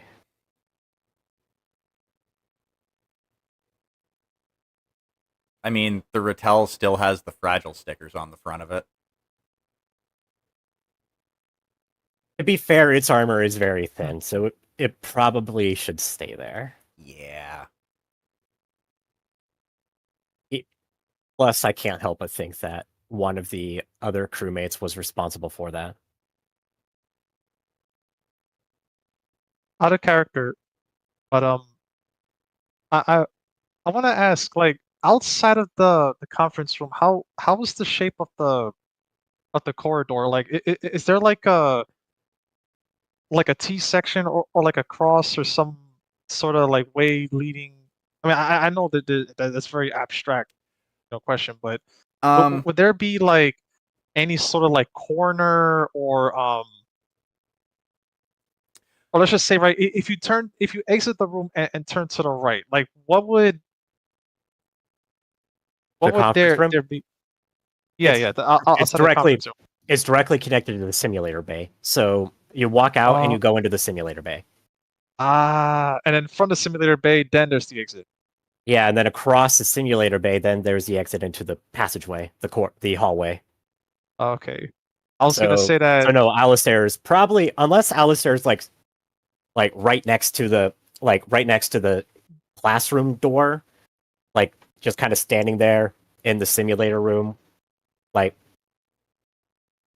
Okay. Which I guess he could be if that's what you're asking. Okay. Yeah, because I was thinking that because I just wanted to like describe like Alistair's kind of like just standing there, like he's in the room by himself. He's in his normal pose that he was before, but he's kind of just like studying, like really analyzing the pods, and it kind of gives off like if it's kind of showing, not giving off, but it's kind of showing like he's going from that hot shot to then like serious kind of look, like he's really analyzing the device. All And right. then after, huh? Okay, so Oh yes. if you direct your attention to dudes, the red dot, that's where the conference room / classroom is. Okay. The blue dot, that one is like the simulator pod room. Yeah. There's a small little like entryway, and then there's the hallway. Oh, okay. If that makes sense. Oh, no, that makes sense. That tracks. Yeah. So like he's right. Oh, whoops. Laser point. Laser pointer. Oh yeah. So yeah. Alistair is like, he leaves. He's looking at the pods and he's really studying them. And then after like a few moments of like examining, he just like nods and then just makes his way out. But it kind of looks like he's like the dude is really analyzing the room, and then he just said, okay, he nods and then just leaves, pretty much, and then he's heading like this direction. Yeah. Yeah. Left. So I just wanted to add that. Yeah, no worries.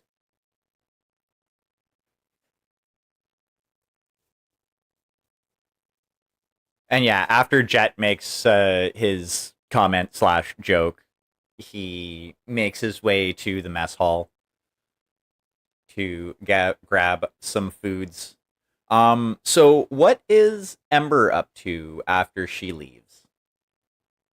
Well, I guess she's to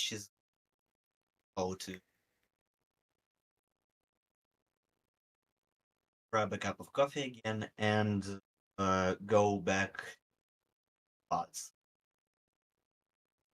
is her own.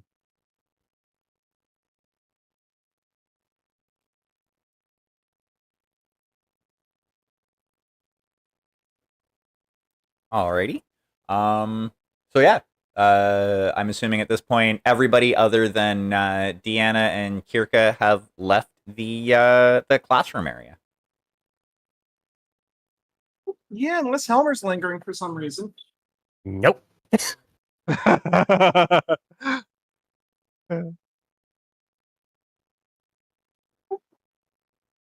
you think these would be a step upwards?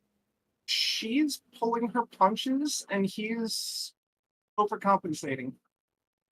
I think it would be interesting to see what happens if we were to have a little sparring match with Samantha and Darius, effectively. I thought the same thing, and I think that would be an excellent I think that would be an excellent opportunity for everyone involved. Especially since technically Darius still needs to do the trial of position. I did want to actually allow that opportunity for the crew of Tornfalk. I think they have more than earned their position in the clan. I would agree. And then, yeah, I am sure Samantha would love the opportunity to actually be able to fly again. And the other benefit is that we would get the insights of an aerospace pilot and a tank crew on the performance of an aerospace pilot and a tank crew. This is true.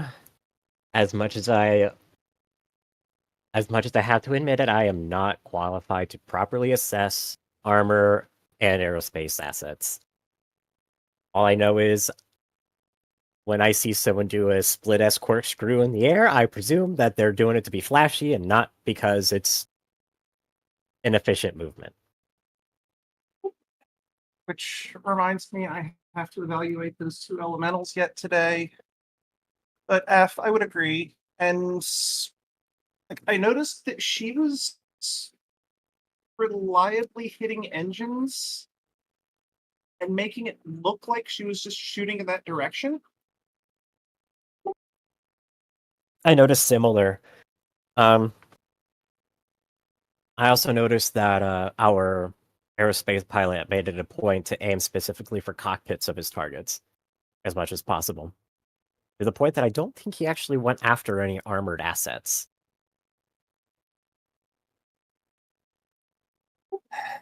I had not looked at the data that closely, but it certainly fits the Blitz King trying to make an impression motif. Mm-hmm. He's used to. I can smell the former ace pilot thick from a mile away. I wonder why he's trying to lay it on so thick, though. I don't know if you had that same feeling, but there's something about him that's Insincere.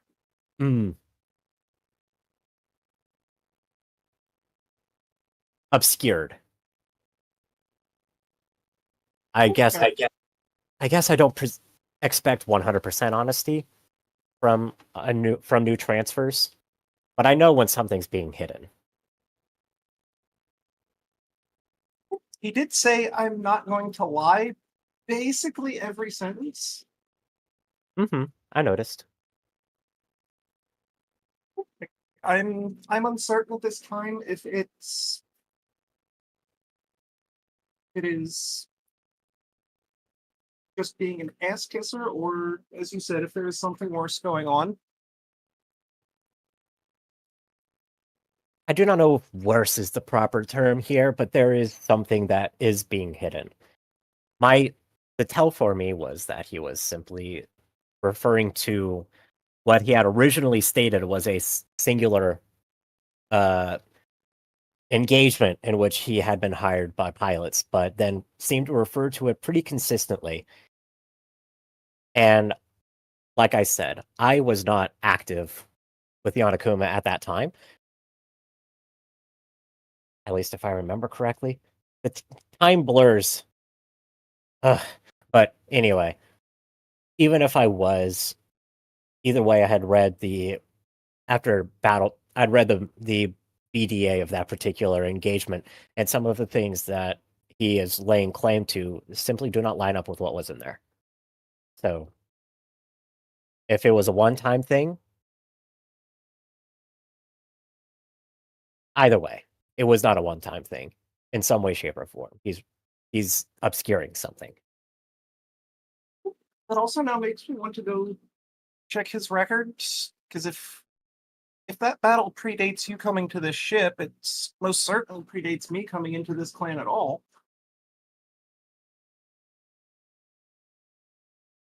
If That if that is the case, then why is he still getting up to speed on simple things like Kwiat? To be fair, he might not have been necessarily.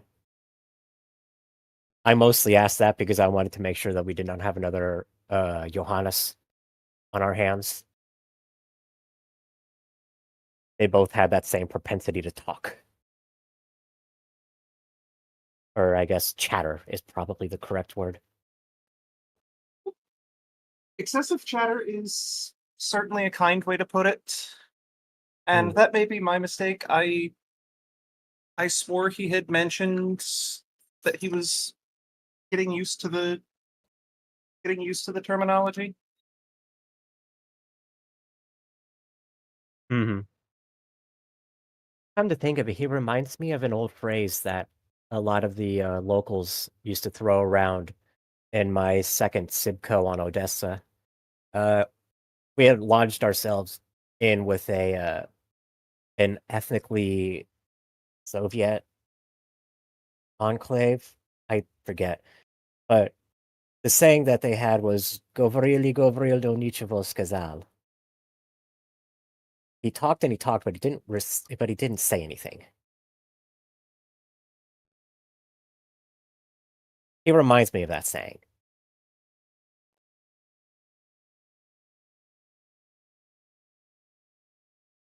I can certainly see the resemblance. It is fairly uncanny. Is that also then the language of your sometimes creative language? Yes. I presume you're referring to my little outburst the other day? Among others. Mm-hmm.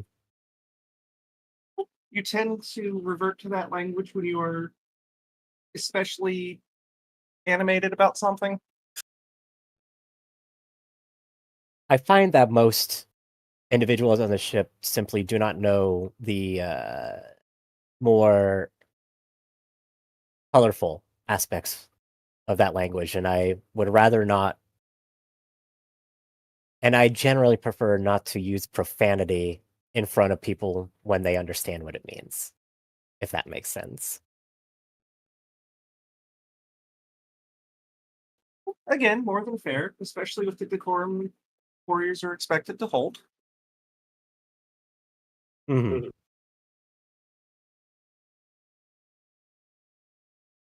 But yeah, sometimes it simply slips out. If it is any comfort, I have no idea what any of the words mean. Just that it means that you are wound up about something.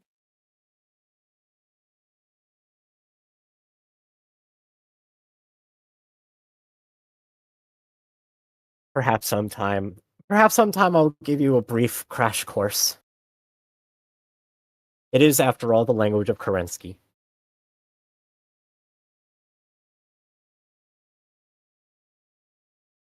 Now that is interesting. If nothing else, perhaps we can have a fair bargain and teach you a few unpleasant words in the one I use. Mayhaps.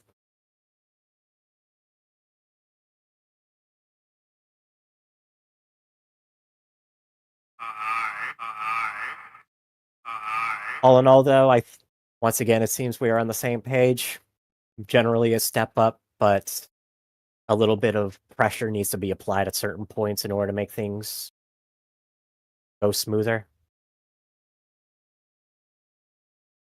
Agreed. Mm-hmm. Again, I like her. Agreed. And that second one came much more enthusiastically.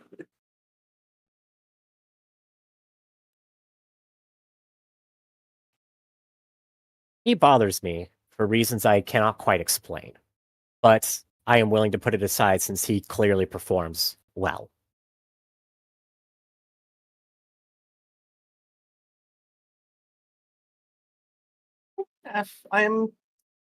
I'm curious to see what the mystery holds, and eager to see what she does when she is not sandbagging.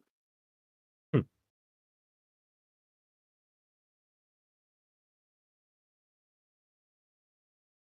I suppose that might be something that we'll have to wait until Roadside, especially if she is unfamiliar with these simulators as she claims.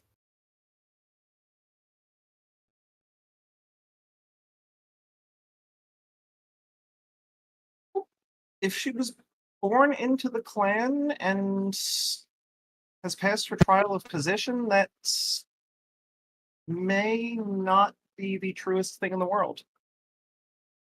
I would believe that with her gunner or with her ability to shoot, that it is possible that her crew is faster than the automated reloads.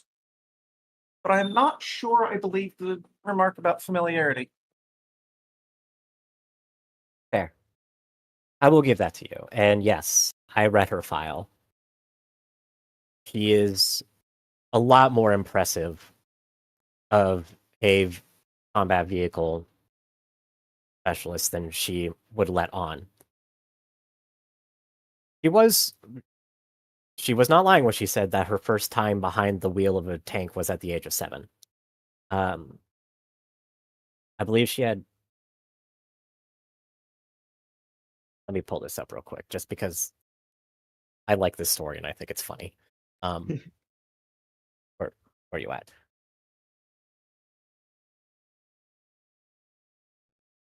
That's right. At the age of 7, while on a on the occasional during an occasional bring your family to work day that we hold during more quiet moments, she had managed to find herself inside of a patent that was in the hangar bay that of her parents' platoon. Managed to find her way into the controls and managed to get the thing turned on. No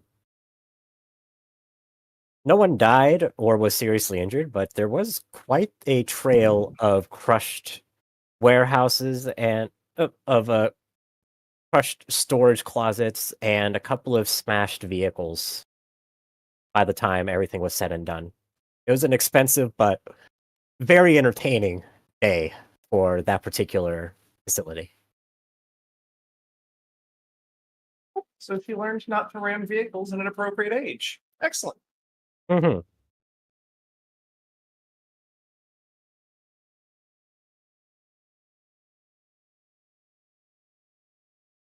And then, by all accounts, yes, her Sibco training went fairly well, and she did manage to pass her trial of position without significant difficulty.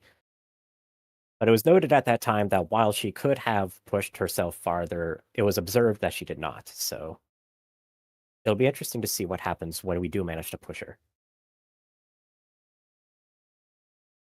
It will. I'm very curious to see what happens when Darius pushes her. Mm-hmm. Along with the rest of the crew of Tornfalk. She seems like they would fit in with them.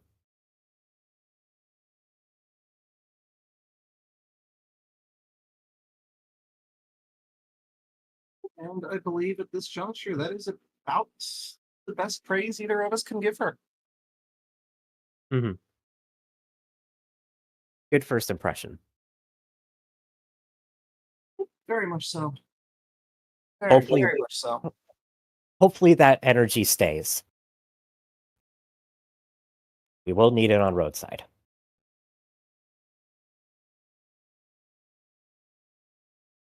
Was there anything else you wanted to discuss?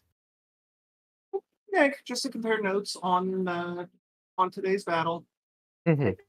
After lunch, I need to seek Samantha out and let her know that this configuration is not going to work. Which configuration was it? I do not remember the serial number, but there was a large laser on the shoulder, and most problematic was the jump jets. Ah, yes.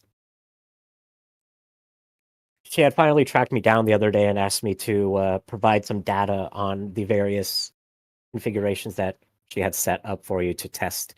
And yeah, I do believe that that one was one of the more difficult to manage when it came to its heat curve.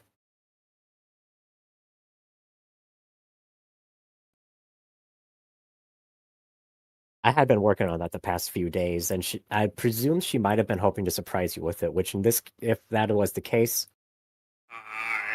she kind of shrugs. Oops.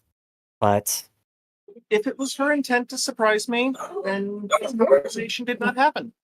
indeed.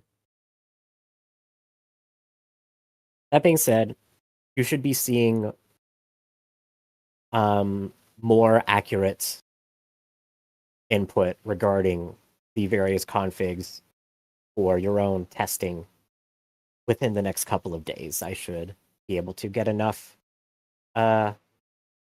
runs done with them in order to make that happen. Excellent. I look forward to it. Mm-hmm.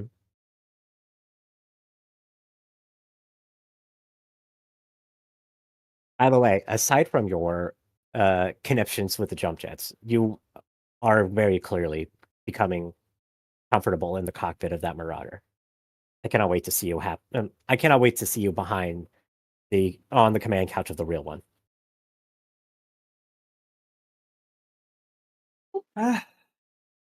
As was a significant point of discussion today, I certainly hope the difference is not too jarring. It will be more, I think, is the best word for it. There will be some subtle differences that you simply cannot get in the simulator, but it tries its best on. How do I explain this? One of the things that I find the simulator does the worst at is being able to properly stimulate the feeling of footfalls on varying terrain. That will be something that will be an adjustment. It tries, but it does not compensate properly in my experience, especially on more unstable terrain, such as Badlands or Swampland. It has a hard time negotiating the actual foot feel, as it were. That is good to know. I know early on it was incredibly frustrating dealing with buttons that were different colors and shapes.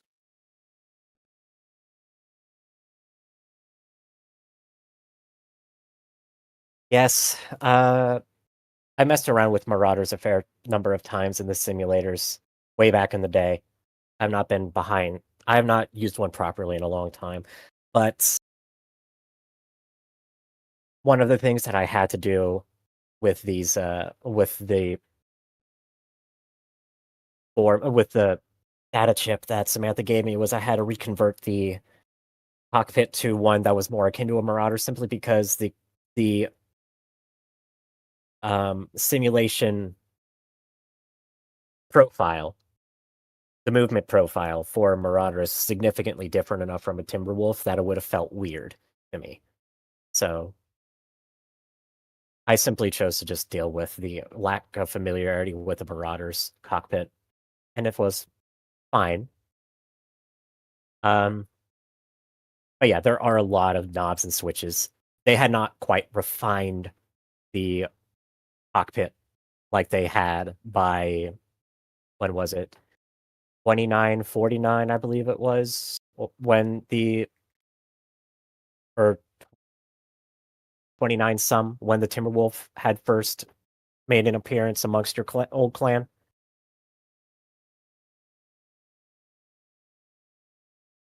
I know the chassis is some 60 years old at this point. Closer to 100, 2945. 110 then. I was close.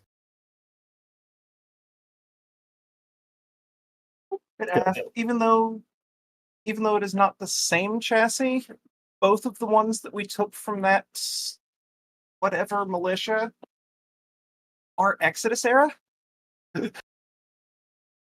that is quite the difference in, as you said, just evolution. They're simply old. They are simply old, and the cockpits are unrefined. So it makes sense that they would be difficult for you to negotiate. The decision to adapt the cockpit to one that was more akin to your training was honestly an inspired decision.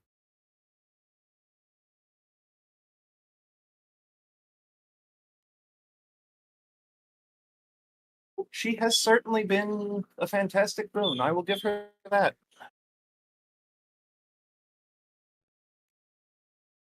I am. Do not tell her this.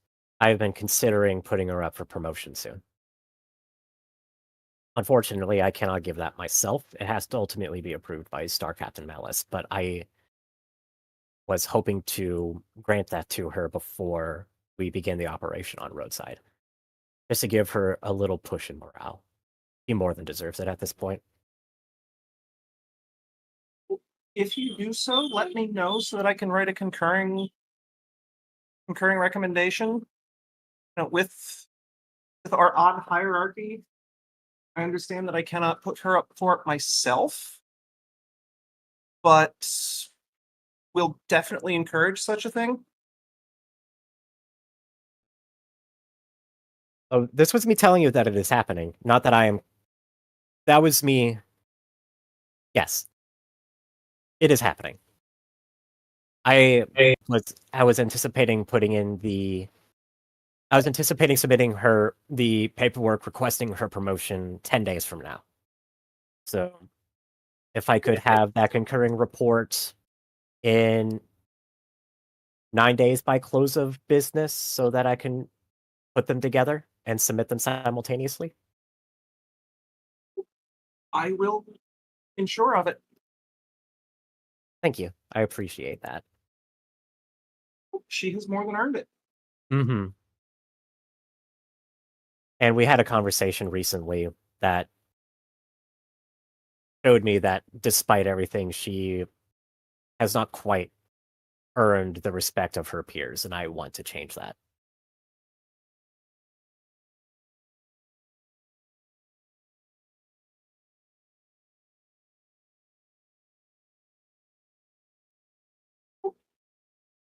I'm assuming that is the testing down spoke of. Meg, she referred to it, but she also refers to her status as a junior technician and the fact that she is the only technician permanently attached to your crew.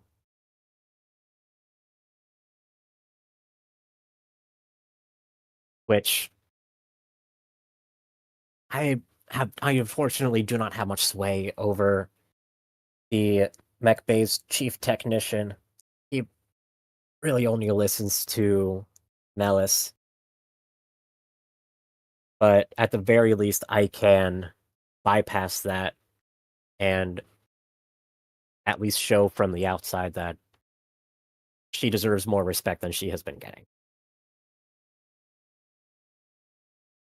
She and I have had that conversation as well. Actually, I believe that was during our formal introduction that yes, this whole endeavor of mine is not really taken seriously in Mech Bay. Megan, unfortunately, that seems to have continued, which is another reason for my, shall we say, desire to validate her placement there with this promotion. I would have expected that as time went on and progress was made that some more than others would have taken notice, but it seems that it has been slow among the technicians and she feels a little isolated. In fairness to them, we have not actually taken it out of its cubicle yet. It is possible after roadside that may improve a little. I certainly hope so. As do I.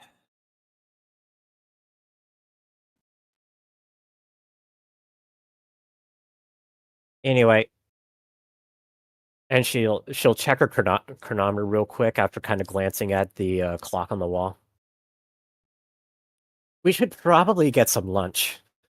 I know at the very least I have a couple hours of paperwork waiting for me that I am not looking forward to. That sounds very good. I have after lunch I have to evaluate the elementals, write that report, get more simulator time in, and speak with her about would you be quiet?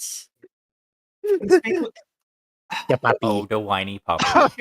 she shit herself and she's not happy about it. Ugh. Yeah. Hooray for paraplegic dogs. Oh. Shit. Oh. What did she have to do? She had to eat, evaluate the new elementals, write that recommendation, and speak with her about the results of today and just generally keep that moving. On top of as much simulator time as she can manage before cutoff.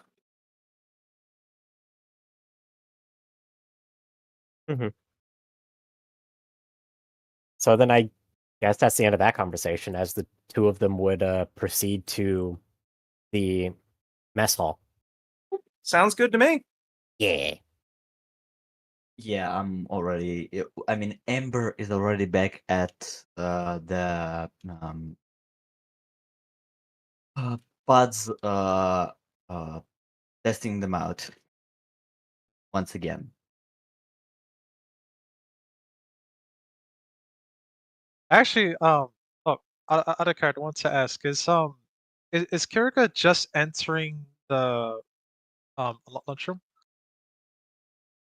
After that conversation, yeah, she would have just finally made it into the lunchroom, probably about 5-10 minutes later. Ah, okay. Let's see.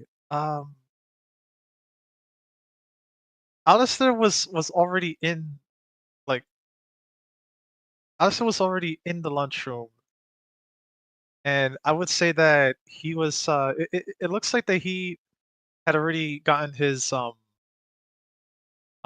plates, and he's kind of like waiting in line for his turn to then order whatever is online. Mhm. Like, he seems kind of cheery. He's just like, he's just there waiting, just checking out the menus. You could kind of see him like mumbling to himself because he's like very perplexed as to what it is that they got, or what it is that is currently available, and he doesn't look that pleased. So lunch today on the Anakuma, it's like the easiest way to describe it. It's kind of like a school lunch line or like a military lunch line where it's like you just have your tray and you just go along the line and ask for what you want from each station, basically. There's some sandwiches. Looks like there's some lasagna there. And there's some burgers, which are like the main like mains. And then other than that, there's just like there's like a potato salad, macaroni salad, Well, yeah. you know, that sort of thing. Maybe not that exact thing, but like that's that type of food. Basically, most of the food is stuff that could be ladled onto a tray for the most part. Would there be any like Lyran dishes or anything like really fancy? Fancy? Oh, God, no. No. Like No, there is No, no, no. The fanciest thing. No offense. Well, Lasagna- what would be the, best question. Lasagna is What is the fancy. fanciest thing? The lasagna. That The would lasagna. be The that would be lasagna? the fanciest. Okay. All right. Okay, All right. So yeah. So I can get actually, this. yeah. So I can actually speak to this as someone that was in the military Yeah, there fairly we go. recently. So No how mess halls usually look? There are two lines. Okay. There is a burger sandwich line, which has basically the same stuff, and then you have your main dish line. So the sandwiches and burgers are going to be pretty much a mainstay, just because logistically speaking, those are really fucking easy to make. Mm-hmm. The important thing about military, like mess hall food, just like with school lunches, except cranked up to 11 Yeah. to some extent, is it has to be made quickly, effectively, and in very large numbers. And so you don't really get fancy food aside from really, really special circumstances, which are either holidays or when there is a serious need for a morale boost because something bad is about to happen. There's a joke in the Yeah. Navy that when they serve steak and lobster, your deployment is getting extended. Oh, Mm, yeah. So the worst thing you can serve a sailor is steak and lobster. Yeah. But So it's the military equivalent of a pizza party? It really is. It really is. Meanwhile, pizza is the equivalent of, yeah, we could do this. So, yeah. like, But, don't expect a giorno or anything like that. But yeah, No, that's fine. yeah. So it's Um, so today being lasagna, that's the fancy line. Okay. That's All right. that's like the actual meal line, and it would probably have and then they have like a salad bar off to the side, All right. and then there'll be like a little station where there's some desserts, like some cakes, some pies, things like that. A beverage station, which is just basically like in a fast food restaurant. Yeah. Uh, Yeah. Also, instead of actual ground beef in the lasagna, it's textured vegetable protein. Mhm. Because, Okay. meat is, Right. It's hard to come by. Yeah. yeah, it doesn't keep as well as, some other things. And it's Right. usually reserved So. for, like, basically Fridays are the days where you're going to get, like, actual meat dishes for the most part. This I'm picturing is like a Wednesday.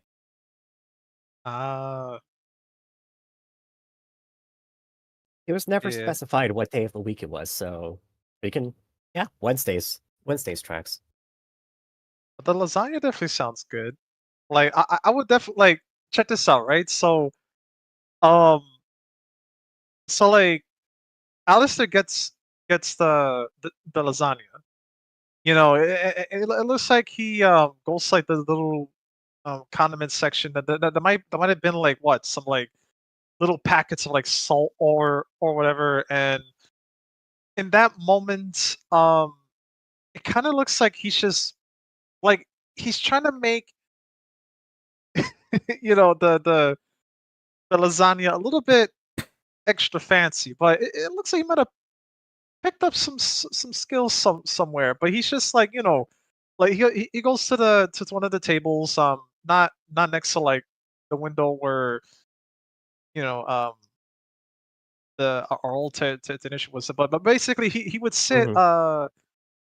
I would say close to some like random like personnel that might have been talking about like just some random engine calibrations or something like that, or just something that has to do with like Anakuma diagnostics, and then he's just kind of like vibing. Mhm. Yeah. He's just kind of like vibing, He's sitting with the but text. yeah, exactly, and he's just trying to make like conversation and stuff like that. Nothing normal, but it looks like he's trying to be friendly with everyone. Mhm. Trying to open up, but every now and then it does look like that he kind of looks over in front of him to what appears to be like an empty seat, and his happy like demeanor, it kind of like changes a bit, where it almost looks like that he it's kind of like he's like I'm not sure how Kirika's perception would be, but like he's missing he's missing something. Yeah, he's missing something. So then he then looks back to his meal. One of the randoms kind of like bumps his shoulder, and then he kind of like chuckles a bit, and he ends up opening up, and he's like, "Oh yeah, so that battle was absolutely something. Honestly, you Hmm. guys kind of gave me a scare when that that round hit my Xerxes, and I just came crashing. Oh boy." And then Alistair kind of looks over. He see, and then yeah. So then that happens. So then I don't want Okay, to so about take up that's more. the moment. Okay, so that's about the moment that Kirika comes in. Yeah. Fair. Yeah. So then, yeah, at that time, Kirika would come in. She kind of looks over the menu real quick, and decides to go for the sandwich line today. Um, kind of blows through, grabs, I don't know, just some light sandwich or other, like nothing too wild or crazy. Like let's just call it like a chicken sandwich or something. Um, and a salad. Uh, goes over to the beverage station, grabs what essentially amounts to a sports drink or Gatorade equivalent. Um, and then sits down at her usual spot, which is which is along the far side of the cafeteria, away from the entranceway. Out a third of the way down from the actual cafeteria line, kind of in a little secluded area on her own near the portals or something along those lines. Just like kind of near the edge of the room, and just kind of sits down and just kind of starts eating.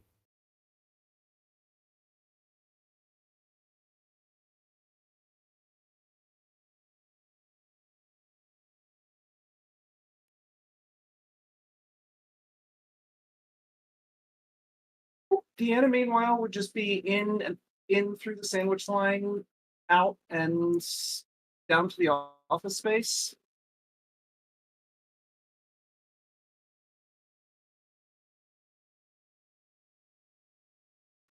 Alistair notices Deanna leaving, and he kind of like looks over for a minute, a bit curious, and then just looks around the room. He doesn't notice Kirika for a second, but then he just goes down to continuing finishing his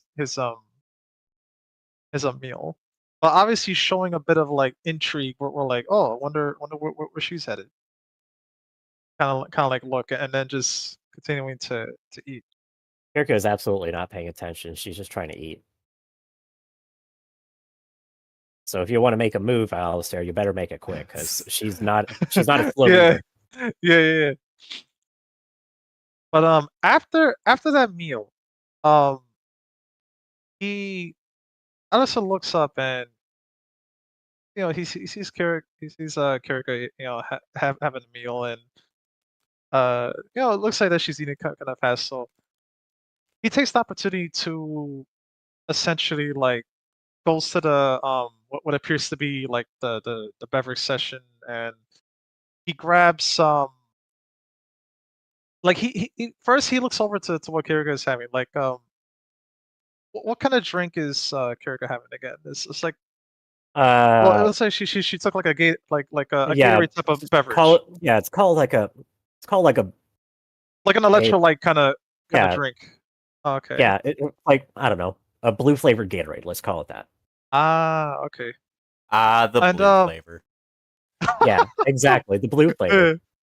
And Magic, what kind of dessert is available on the lunch menu? Like, is there any like pudding, or like I'm guessing like Cookies. something that's very easy? Oh, cookies. Okay. Yeah. So Yeah. So Alistair like snags a couple of cookies from what appears to be like a tray, like snags it like, oh, like he walks in, hey, can I get, two? So then he grabs yeah, he grabs two and kind of like walks over to he walks over to he walks over to Kirika and gives a slight nod and says, hey.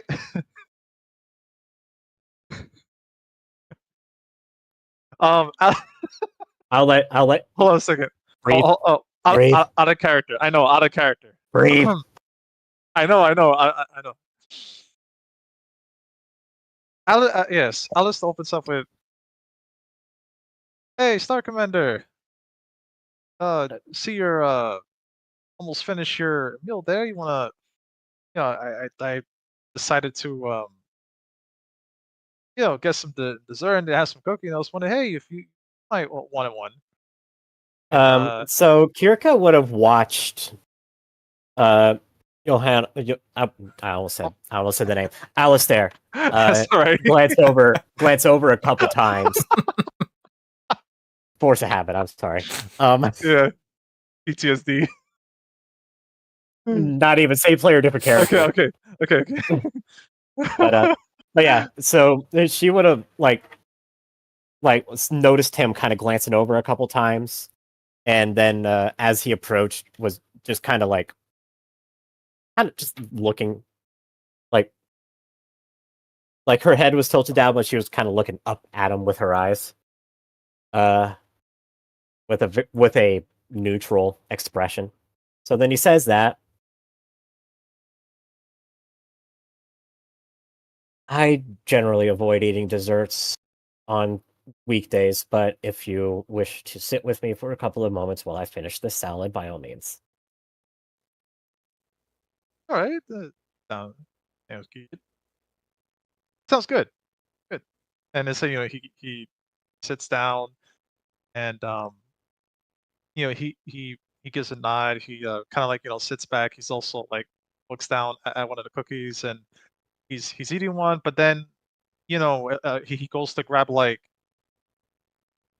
a napkin for one of like the little dispensers on the side, puts it on the table, kind of like leaves the cookies like he essentially got three cookies. He took one for himself, Uh-huh. and he leaves the two in the center, kind of like as an invitation for Kirika, like, oh, if she wants, like, hey, I got these for you. So Yeah. yeah, And so he's just sitting there. glances, but isn't really saying much. Yeah, She just lets him kind of finish this, and then Yeah. after swallowing a bite of salad. So what do you want, Alistair?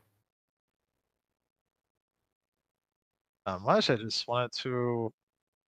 No, I not much. I just wanted to thank you on that. For allowing me to be on the star, I believe is what it's called.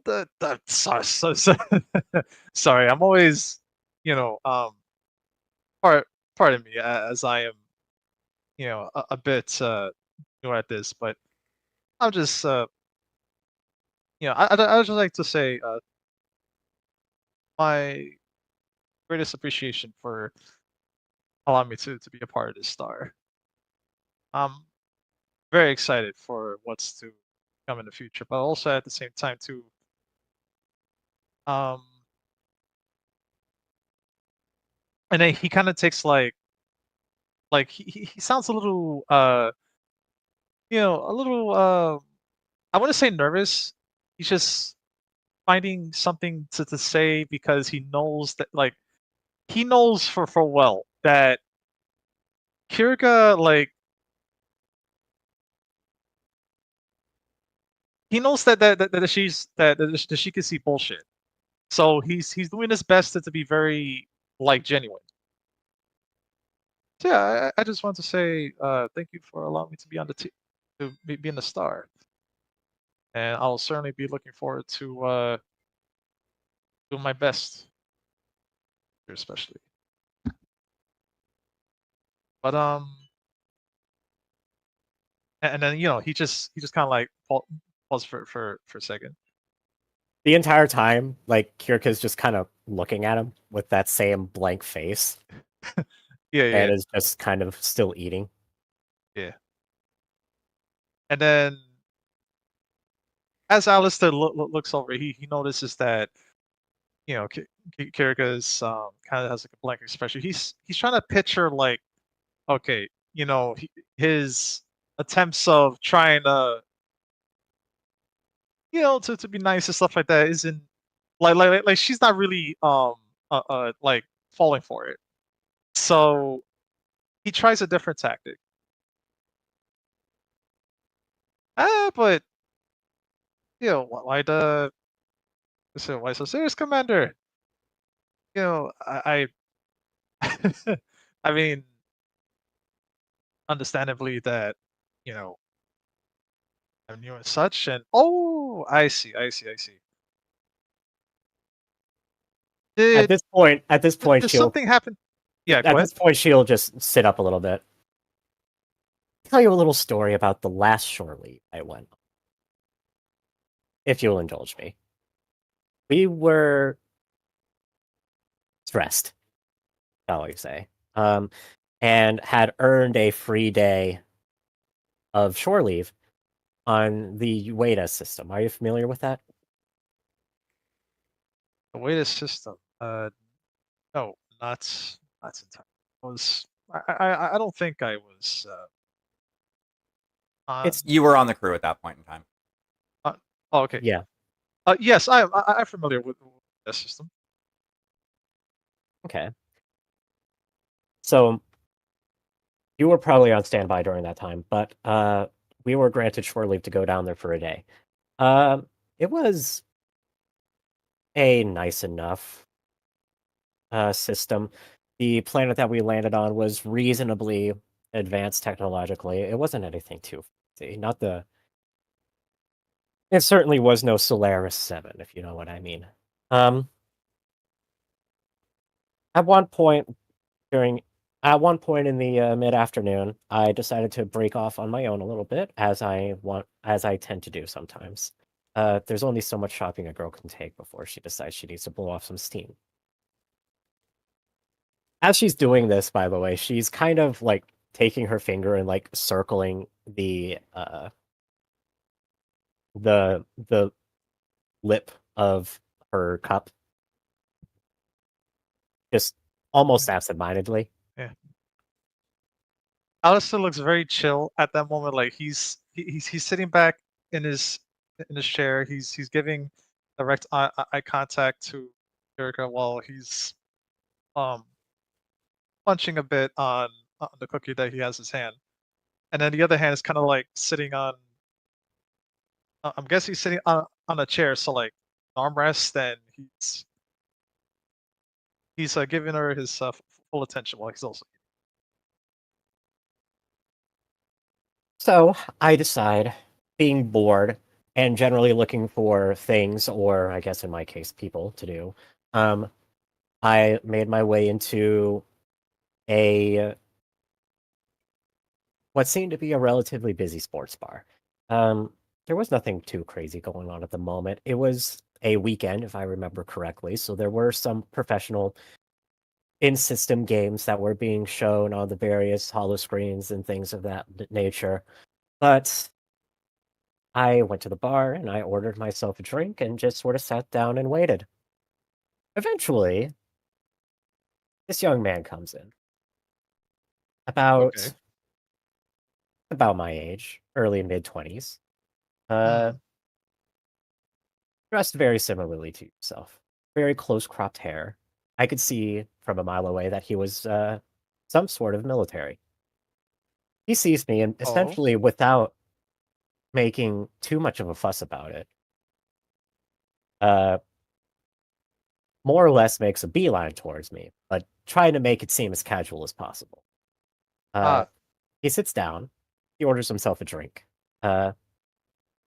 Obviously, the darkest, strongest beer that they had on tap. and then decides to try and talk me up. I want to say the first words out of his mouth were something along the lines of, "Hey, sugar tits." Oh. Uh, Uh. the rest of the conversation didn't last very much longer. I indulged him because, to be fair, he was cute, and it had been a little while since I had done anything risky. Okay. These things happen. Anyway, so he continues, and I more or less am civil, I think is the word with him. Mhm. But at one point, I managed to get out of him that he happened to be an aerospace pilot at with the local militia. He flew a Corsair, I believe it was. Anyway, so I tell him that I am a traveling merc, just enjoying some shore leave. I pilot a Mad Cat. It was a hell of a time getting one. Thank you very much. And then he says something along the lines of, "Well, how about I show you the how about I show you the cockpit of my Corsair?" And he was trying to be smooth about it.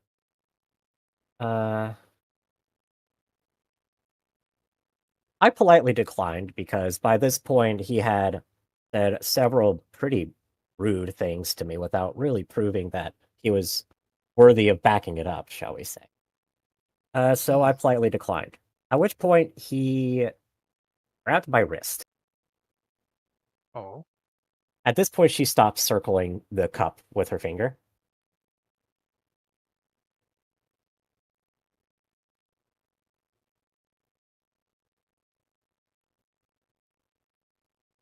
And then her left hand reaches down and produces her knife. At which point, I introduced him to this. He no longer flies that Corsair on account of traumatic damage to his carpal tunnel joint ligaments.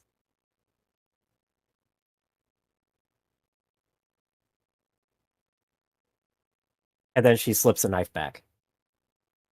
Alistair didn't seem phased upon seeing the knife. He kind of tilts his head to the side a bit, not in a cocky sort of way, but like oh, like the guy was causing a bit of a ruckus, and she had to teach him a lesson. So he kind of gave like that look, and then it kind of like a very soft nod, and his face was serious, like trying to look. He's trying to look like that he's agreeing with Kirika at like, okay, like yeah, he deserved it for trying to pull off something like that. The story is an allegory.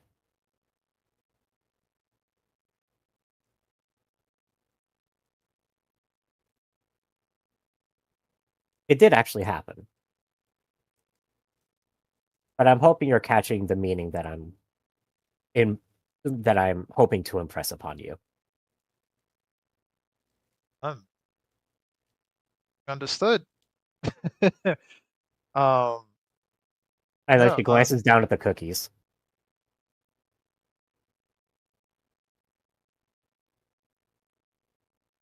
I know the tricks.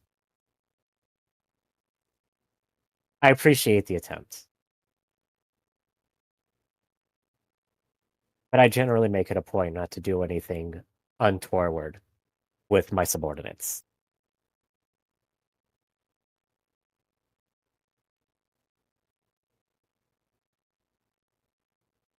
Understood, Commander. I just wanted to establish a friendship, a sort of. Her eyebrow would perk at that wording. uh, My apologies. I did not mean to make you feel like that, Star Commander. I am sorry to hear. I'm sorry to say. Out of character. 1 second. Okay. My apologies if I had made you feel that way. And sorry to hear about what happened. But Oh no, nonetheless, I am you trying didn't. to. Oh no, no, no, no. Don't worry. You did not make me feel any particular way. Oh, You still you still have command of both of your hands, Kuyaf. F Star Commander. I only wish to establish a friendship, a trust between us and the rest of the crew. I So in only that seek case, such. let me give you a nickel's worth of free advice.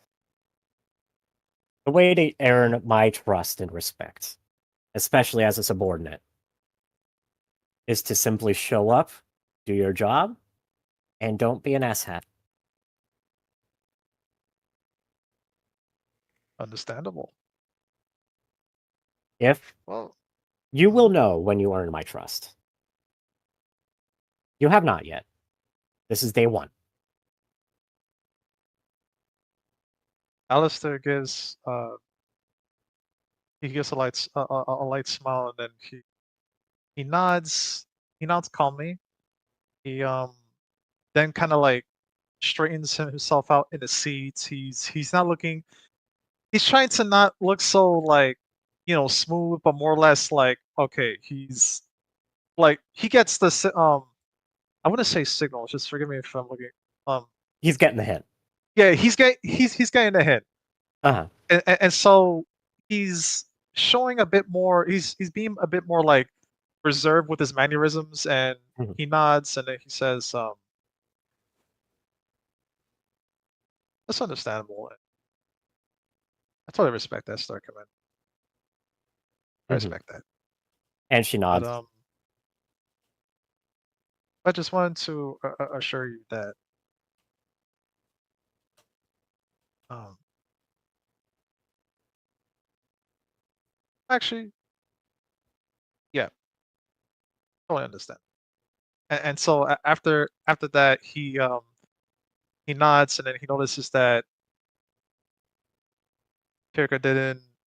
Well, he notices from the corner of his eye that Kirika didn't take the cookie, but what to take the any cookies from that was on top of the napkin, and then he says, "Well, Star Commander, I just like to say, I'm very much looking forward for the next training. I certainly very glad to part of this to be a part of your star, and I am indeed looking forward to going over outside. Honestly, I haven't seen action in a long time, but let me tell you, we will succeed in this, and I'm not just gonna be like the individual that you had mentioned. It's really, and then he takes a moment. He thinks about why why extra Kirika feels like a little bit like distrust, or also like he's starting to put together like the stories that she mentioned about Johannes, and then he thinks like, wait a second, if he tries to continue on with the conversation, try to make some more connections like so early, he's not gonna establish a connection because this is just the first time. So then he pauses to himself, and and then he says aloud, "Oh, it was time for me to go to the simulations and try out some more of those simulate forgive me, training simulations." Uh, the tongue twister. Very sorry, Star Commander. I believe I'll be on my way, but please enjoy the. I hope you enjoy your meal, nonetheless. And then he just gives a nod, gets up, he nods his head, and he just walks away calmly. and then one of the randoms from like one of the tables kind of like but like bumps his arm, and then he looks at the random, and then smiles, and then like bumps his shoulder, kind of like telling him like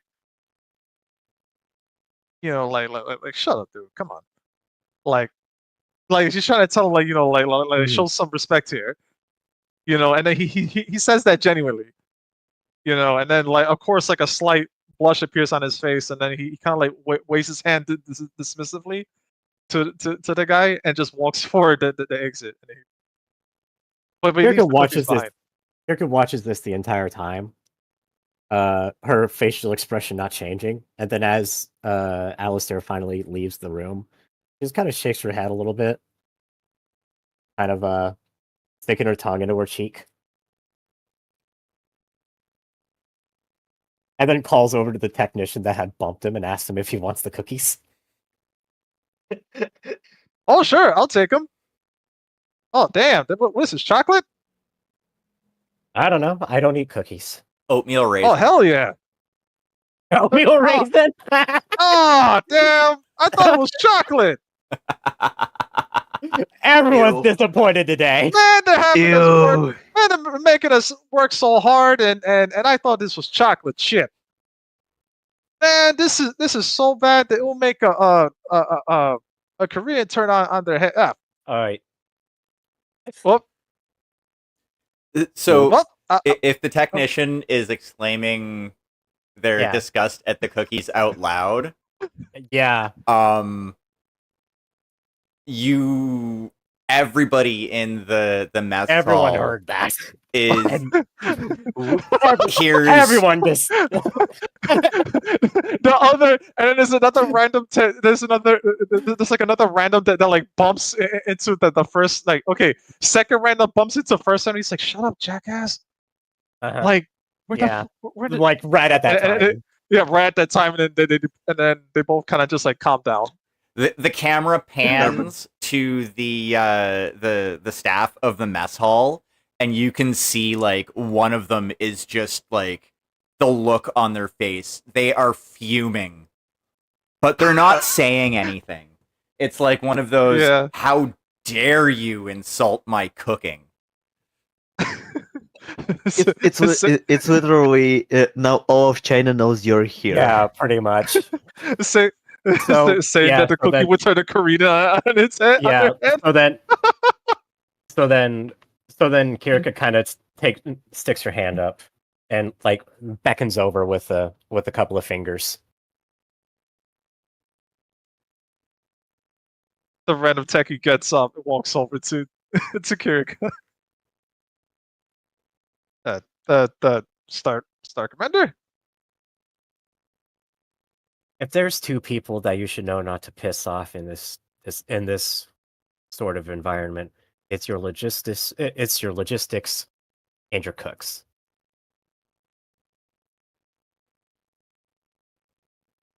You just pissed off both. You owe him an apology. Uh, And then she just turns and like starts picking at her salad again.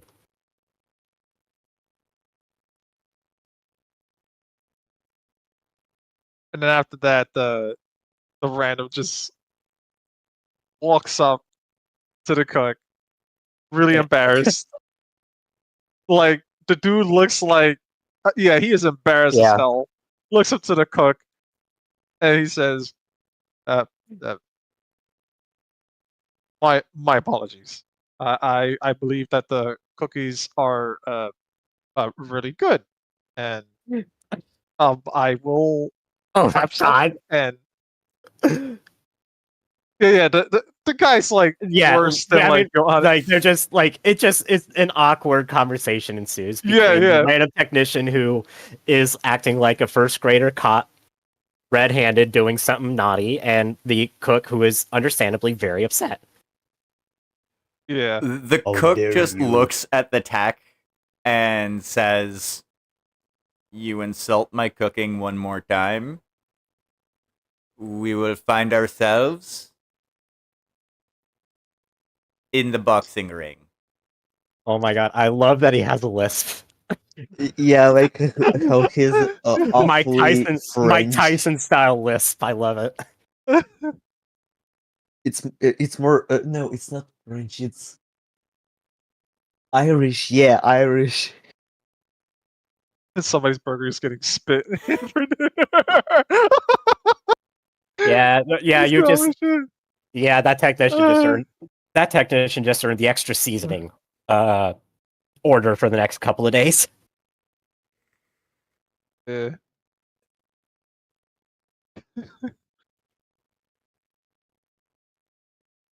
Can I get a number 9 with spit in it? Yeah, of course. Me when the tall goth girl. I mean, what?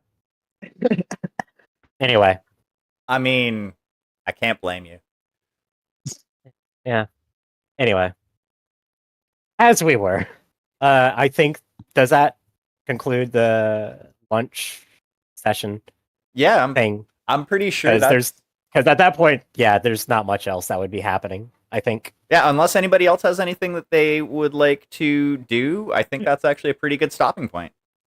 Well, Yeah. before Does anyone else want to harass Kiriko while she's having lunch, like a certain Well- someone used to? Well, before the lunch, I wanted to like for some reason either Diana or Kirka like ask why she's saying she's not familiar with the pods or something like that. But since we're moved on past that, it's irrelevant. I mean, there's nothing saying that that conversation can't happen. I don't know Don't if e- you were listening close when they had their after everybody left conversation, but the Star Considering Commanders it- picked up on that. It could come Yeah. up in the it could come up in the future. Yes. Yeah, don't worry. We're tracking. Doesn't have to be an immediate thing. You can allow there to be some build up and payoff. Yeah. By the Actually, way, I may have a little something. It's okay. Yeah. All right. so- Is yeah. Go ahead. Well, I was just gonna say because Cheer let out an so Okay. Yeah. I just wanted to say the reason why I said the thing out of character. go ahead. But if you want, you can say whatever you wanted. Oh, I was gonna ask. So, is Ember still? Well, where's forgive me, but where's Ember currently now? I know you said Alex. Well, she is trying to basically um get used to the pod, so she's probably going to sit there for an hour and a half. Oh, okay. Yeah, I don't think yeah, not sure. Yeah, because I don't think Alistair would know if she's in the pod. I was thinking like from the mess hall.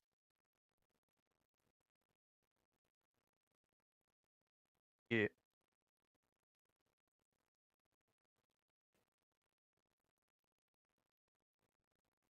So like I would say that so after the mess hall, right? Like really quick, Alistair kind of like instead of going for his room while everything's kind of like settling down,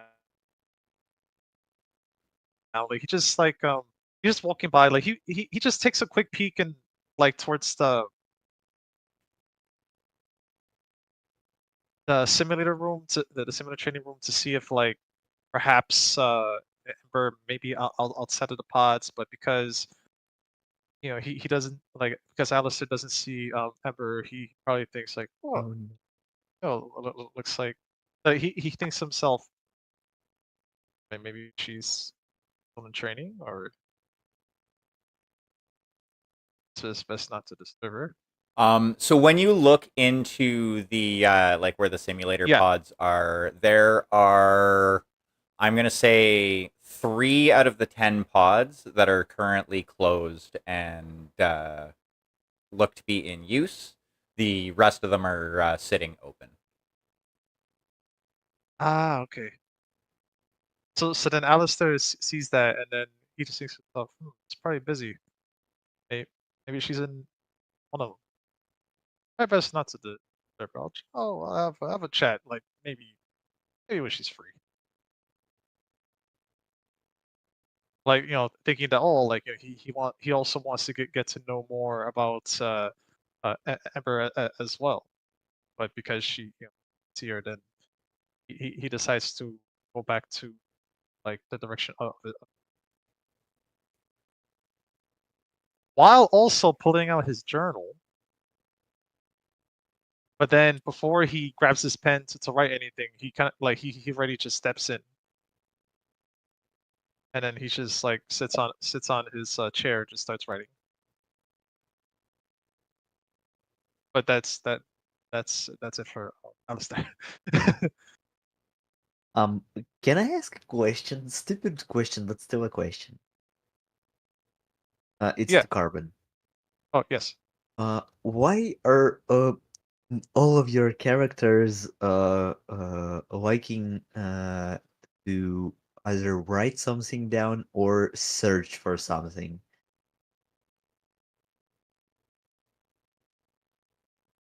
Oh, because the very well, they're very curious. Like Mm.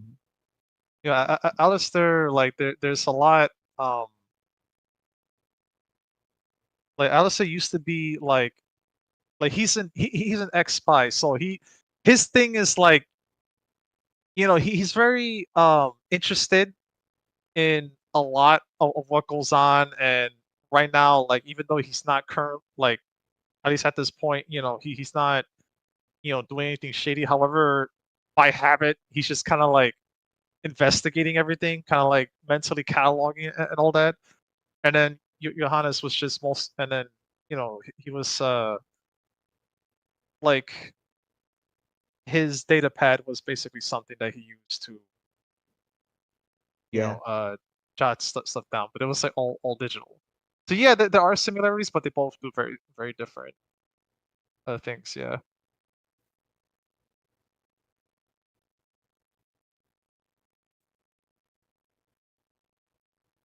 My problem is that my characters are all children, either in size or how they act.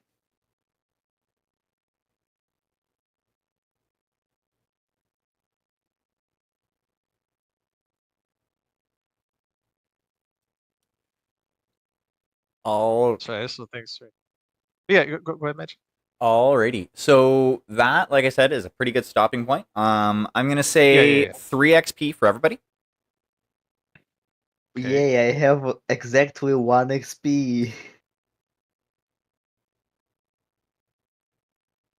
But actually, I do want to state that I did round off the XP that you said that I could split from Johannes, Okay. and on my sheet, I believe I the one that I updated and then basically post, that should say 22. There should be no So XP left before this session. As I said, it's a use it or lose it type scenario. Yeah, okay, you were right. supposed to use it Yeah. before that. So I Yeah, will I no, will no give problem. you I'll the just make it latitude to use that now, but if it's not used by next session, it's gone. okay. So just so you know. Yeah. Because No, that no was problem. basically my way of saying that, like, rather than coming in with a essentially fresh character that's not leveled up at all, this way you can get your character at least closer to the Others. average XP spend of the full group, so that you're not like really far behind. Right. Yeah. I guess I used most of it. Well, based on the math that I saw in chat, you'd used all of it up.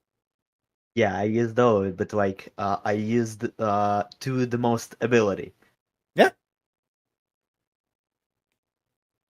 Because it's balanced and at the same time it has good um I forgot. Not basically she has good average. So I'm gonna state right now, next session is gonna be the trials. So for Deanna and also for Darius.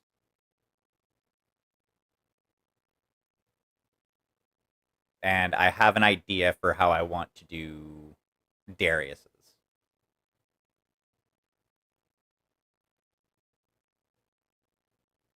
Exactly 1 XP. I love it. I mean, it means you're not in the negative anymore. Yeah.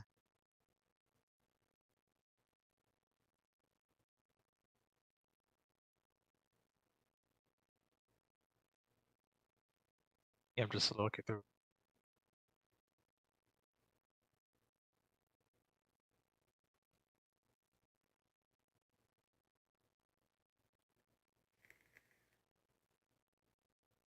Yeah, that was a lot of fun. I really like this one. You know, that was a fun interaction for sure. Well, and like that was the thing too. Like we've Yeah. and like I was actually it was mentioned in Twitch chat there. Honestly, we kind of needed a slower episode, like Yeah. a slower session. Yeah. In my opinion, because like it's been go go go go go with very little on screen character development. Right. Obviously there was some, especially with everything coming to a head last week. But yeah, like this way it also gives a chance to do a lot of the RP that would be done between sessions some Right. time in the spotlight so that like you know everybody who's either watching now or watches later can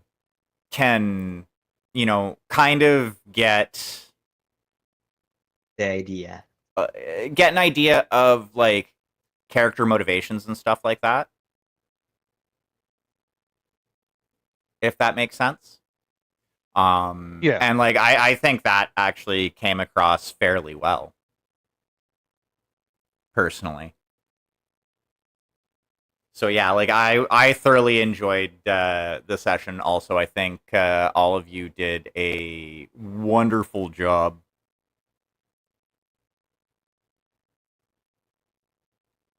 Not that that's really any different than normal. Um, Yeah, I'm fairly happy with it. Like I know I love the writing side because it gives me more time to think about shit, but I'm happy with tonight. and this also kind of adds a little bit more fuel to the between session Yeah, that's what I was RP stuff as well. Because Yeah. again, like it brings some of those character motivations to light. Yeah, and doing just sensor battles week in and week out lately, there hasn't been a lot to give them talk about or be upset about, beyond last week. Be upset. Yeah, not gonna lie, that was fun. I did kind of enjoy the whole sparring match between Ainsley and Jet. That was fun how that played out, like just in general. Though I'm pretty confident that if XP were to have been spent on Ainsley, there's a very good chance she would have come out on top of that. Yeah. Also, it's funny how Ainsley who was basically not training, was keeping up with everybody. Which is weird.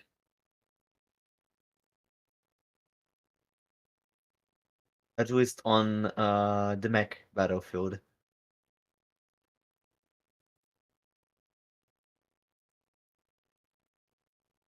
Well, except for getting repeatedly slapped off of Max. Oh, well, acrobatics is not her greatest feat.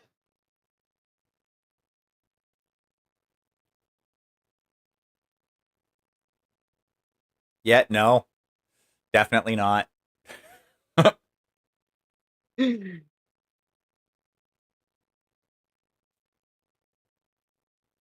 I have a quick question, right? Like,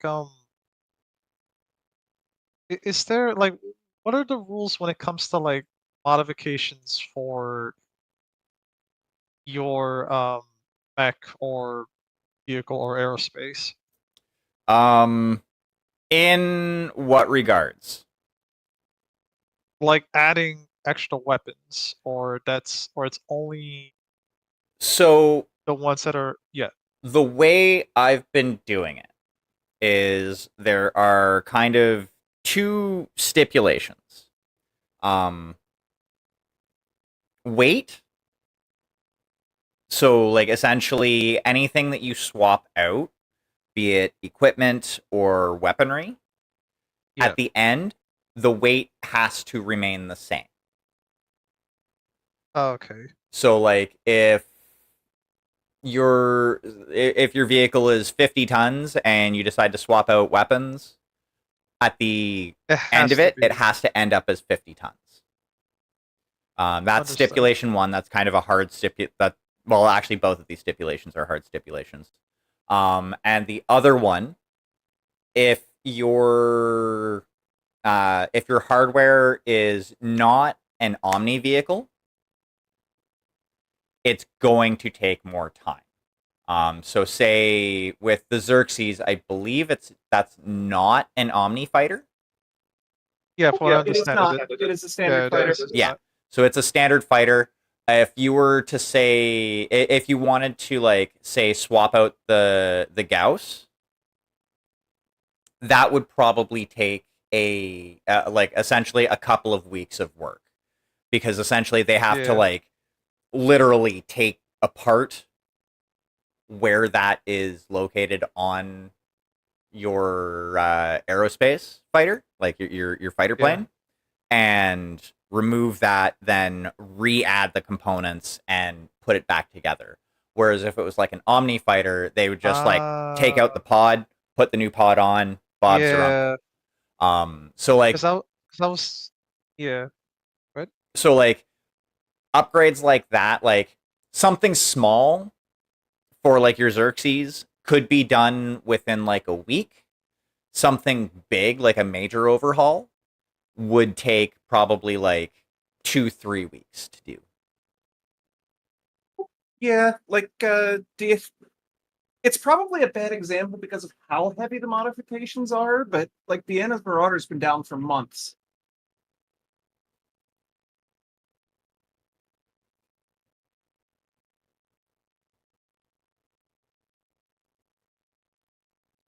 Hmm. Sick.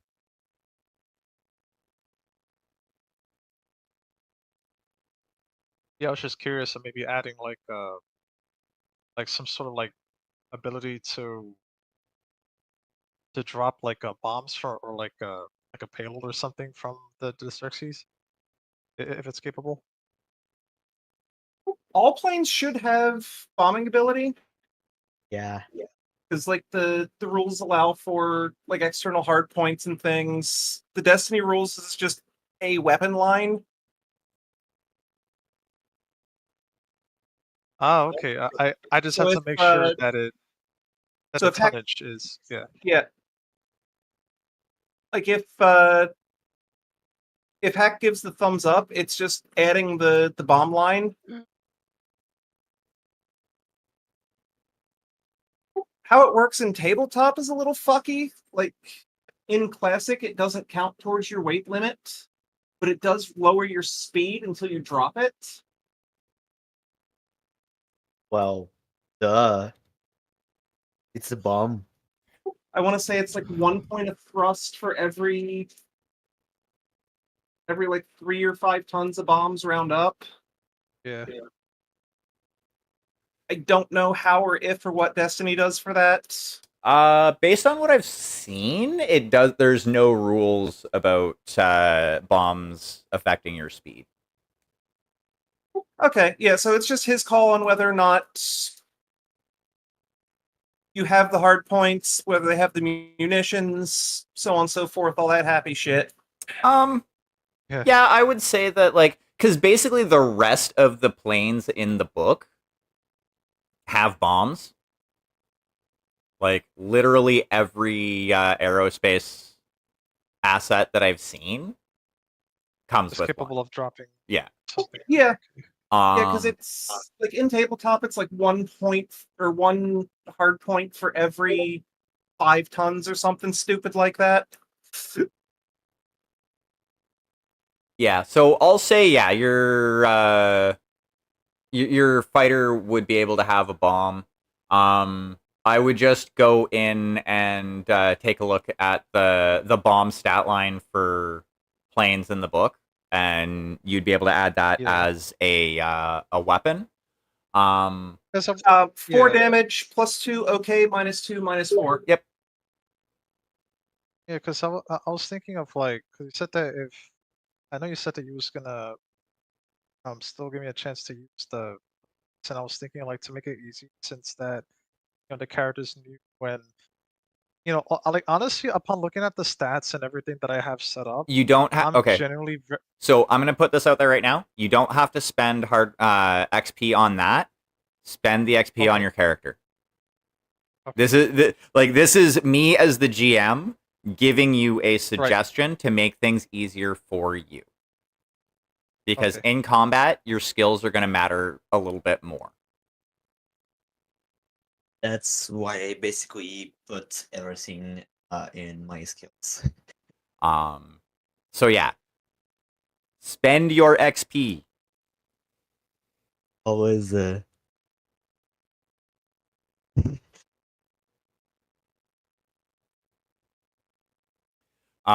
If now that being said, if you want to spend your XP to say swap out the lasers on your Xerxes for something different, then you know what? Sure, go ahead. But again, that still has to, like, I'll say that you have enough time between now and roadside to swap out one of your weapon groups.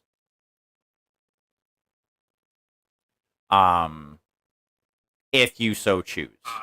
But then that will follow the upgrading hardware rules from page 2.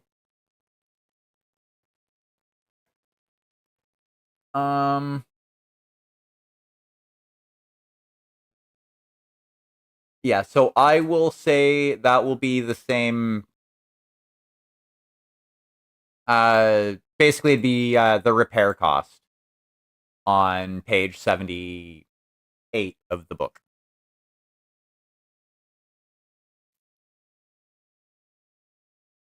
Oh, be right back.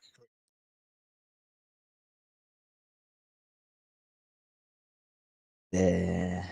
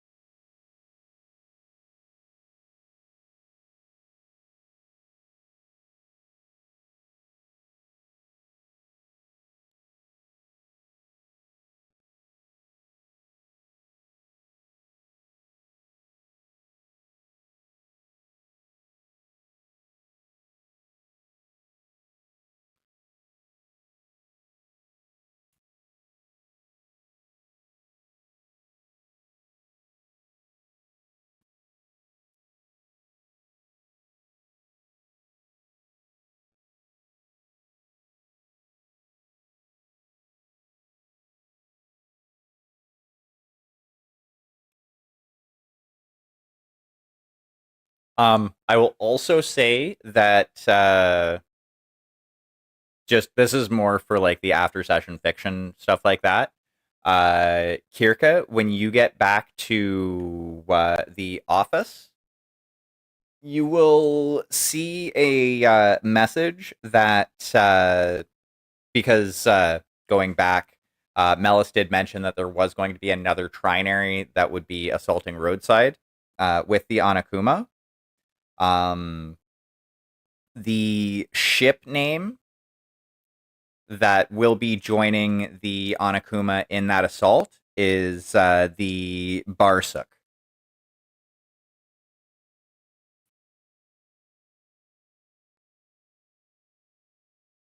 So you will have that bit of information.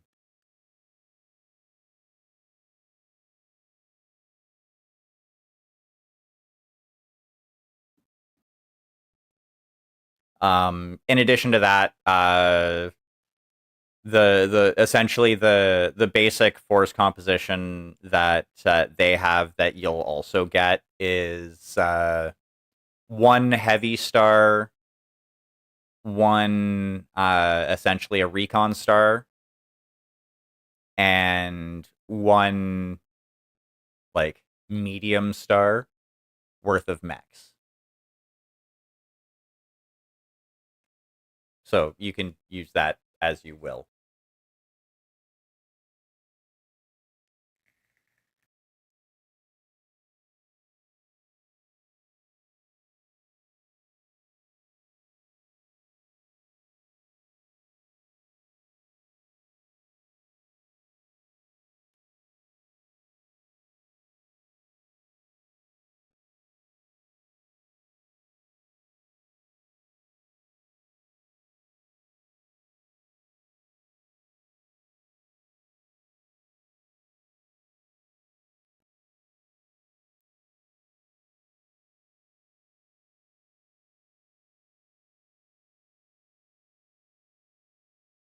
Oh, I've been muted this entire time. God damn it. My turn to be a dumbass.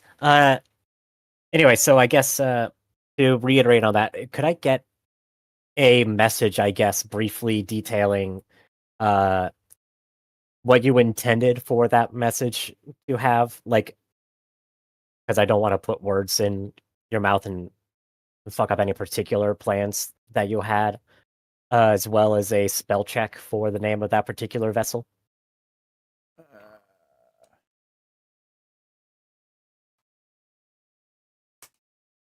There is the spelling for the vessel. I can give you the Cyrillic for it. If you Barsuk? really, Okay. yeah, if you really want. No.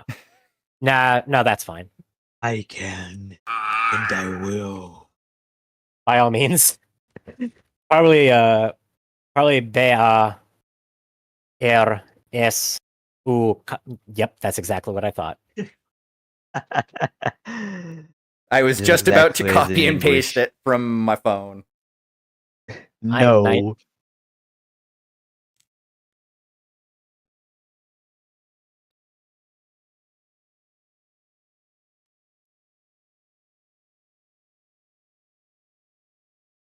And That's exactly what I knew. That's exactly what I thought it was. Nice. it follows the theme. It does. I was originally going to go German for it, but I'm like, wait a second. I'd already translated something from Russian to English, so I'll just English to Russian. There we go. Sure.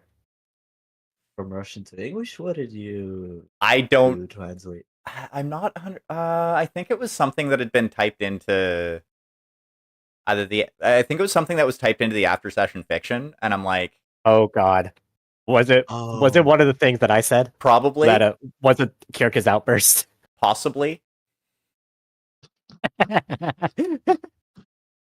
Yeah, because we have what 4 languages that that float around. maybe Yeah. like maybe one player speaks for real.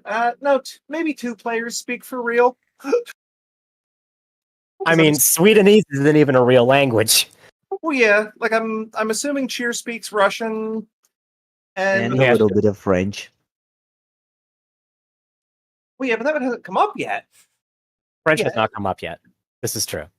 And It will.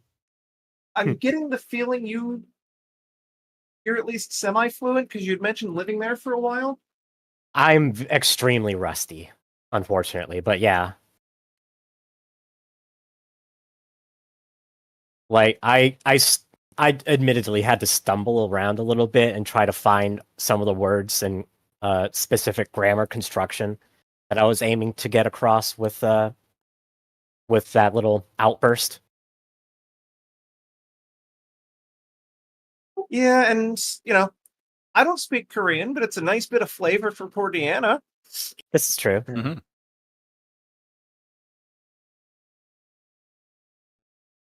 Imagine Ember speaking Spanish. God damn it. There's nothing saying she can't speak Spanish or French or anything like that. Yeah. Uh-huh. Yeah, go for no, it. like Go nuts. And I don't know if Carbon actually speaks German or not, but we know that both Johannes and Samantha have had conversation, like full conversations in that one. Mm-hmm. no, just the most generic name imaginable, and she speaks Spanish. Ember is not a very generic name. Yeah, no. No, I thought it was a great name. It is a good one. I also like the play off of the last name of Saul. Guess who I stole it from? I thought I recognized it from somewhere, but I don't remember where exactly. Come on, you know where. You 100% know. I've talked about him. And not to interrupt, but Stig, to answer your question, I'll say Samantha is essentially a starting character, obviously at veteran rank, with an extra like, I'll say 2 skill points to spend in like a technical skill, if that makes sense. Sounds good.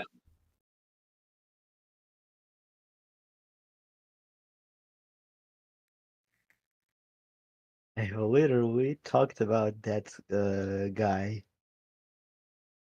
I'm gonna be honest. My brain is fucking mush most of the time these days. Okay. So What video game reference was Oh, Guilty Gear? Yep. Yep.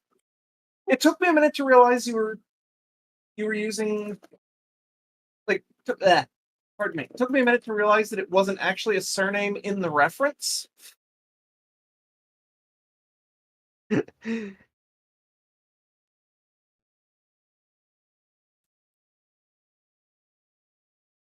No, her father isn't so bad guy, though it would have been funny. oh my god. Okay. You just realized. Yeah. Ugh, god damn it. Like I said, my brain is fucking mush. Just imagine.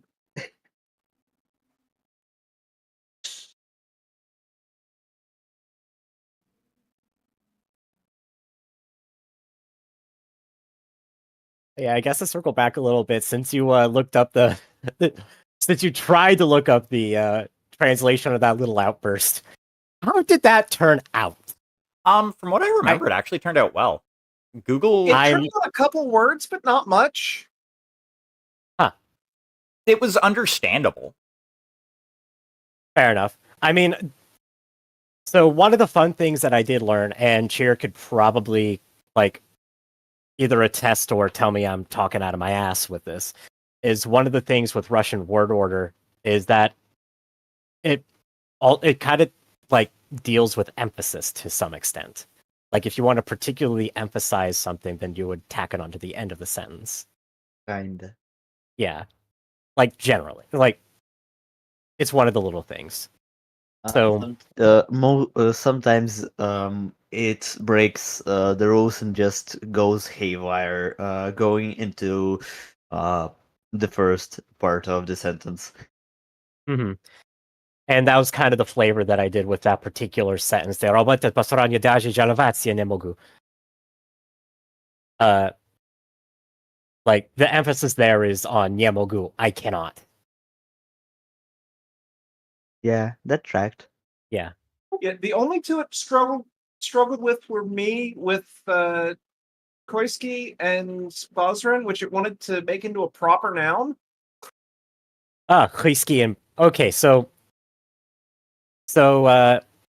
that it strictly speaking isn't a word, but it's part of a larger construct for Russian profanity called mat. So If yeah, by all means. no, like I'm trying to find the outburst because It's it's a good ways up in PS18 Midnight Decompression. yeah. I'm translating it right now. Yeah.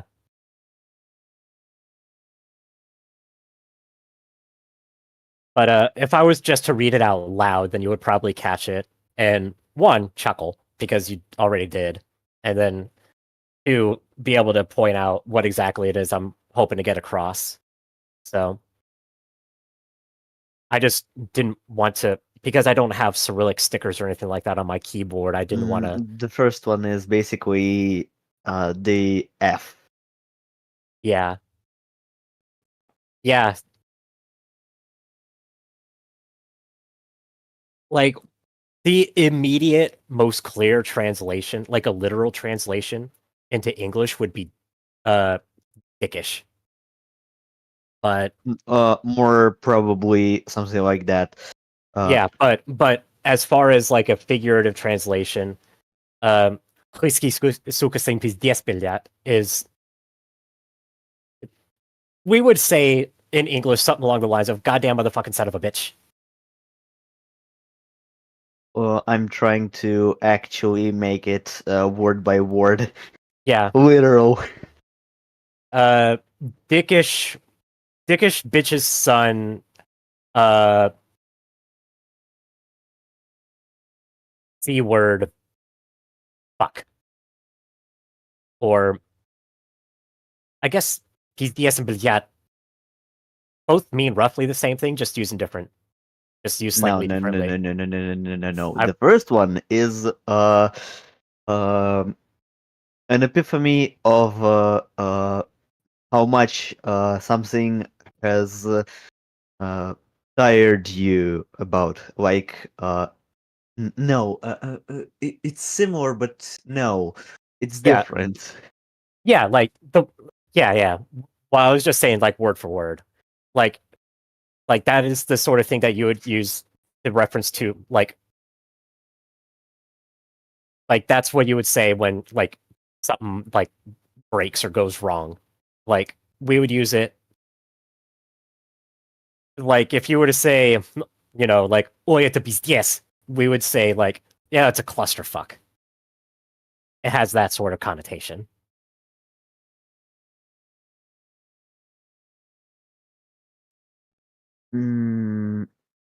At least if I understand it correctly. I'm trying to double brain right now. I know. Yeah, like because there's layers to it too. Because there's the literal meaning and then there's the figurative meaning, which is actually what we mean. I'm stuck on after sun part. Yeah.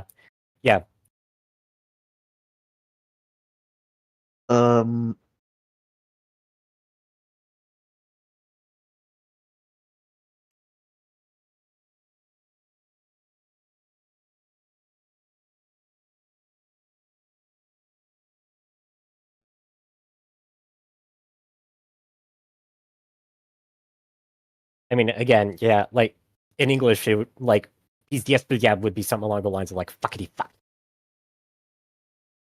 Or yeah, would be the like mother.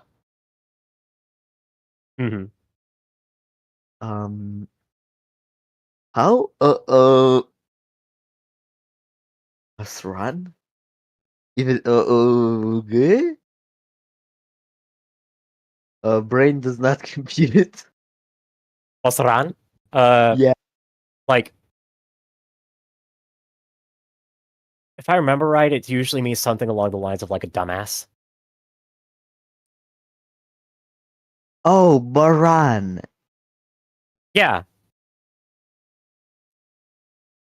So,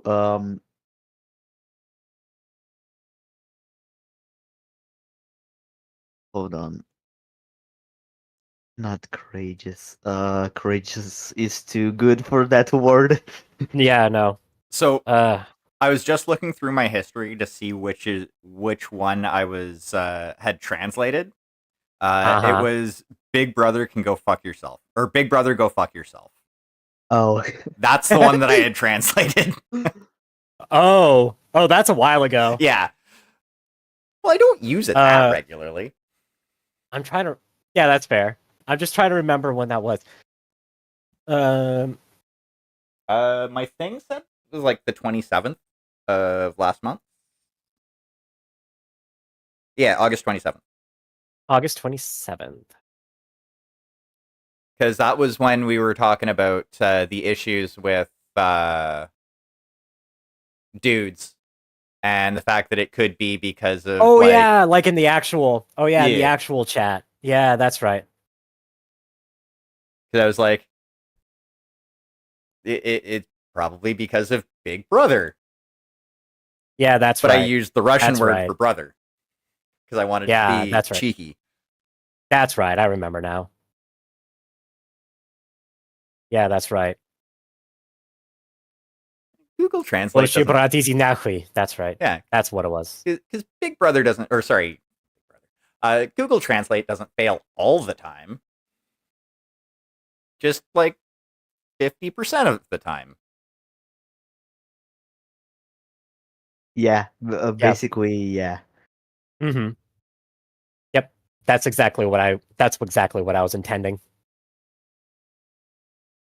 Though I'm gonna throw it out there, when I didn't realize at first that like it was the Swedenese, I was Uh-huh. like, oh, she's just using like Swedish. And then I Nope. went and threw that into Google Translate. I'm like, nope, Nope. this don't work at all.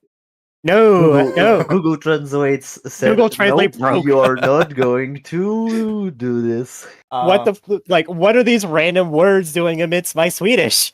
It's Japanese, motherfucker. Swedenese. Yeah.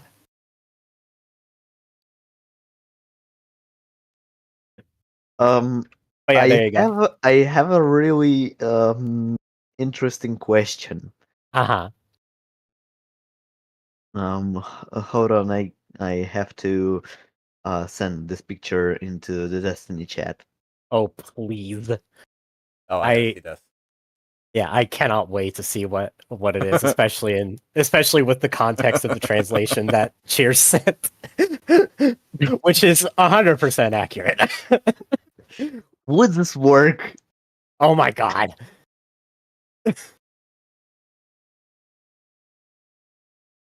Damn it. It's not even related, but that is also funny. It's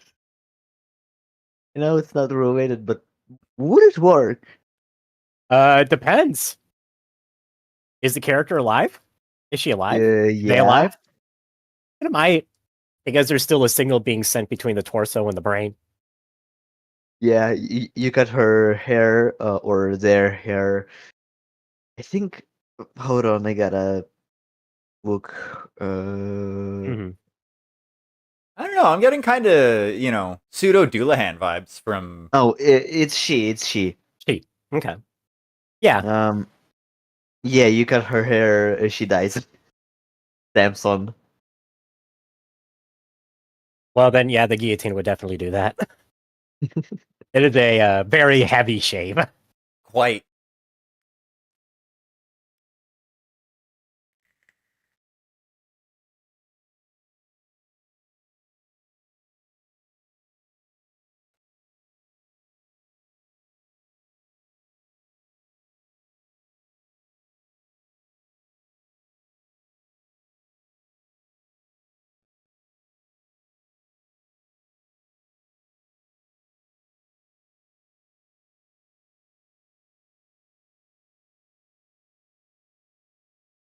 Yeah, I mean, the only thing, Jalavatsie, it does mean complain, but I think in English we would use it more along the lines of saying to bitch about something.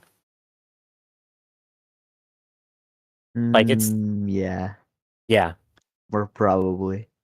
because it's if I remember correctly, it's a little bit crude, right? It's kind of rude to say Jalavatsie. Well, Ish. yes and no. Yeah, like it's kind of informal. Oh God. Wait, shark have soft bones? What?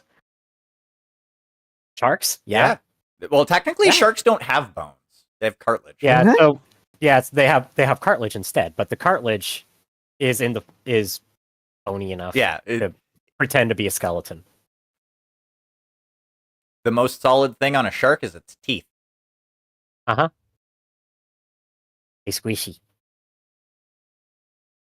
God damn it!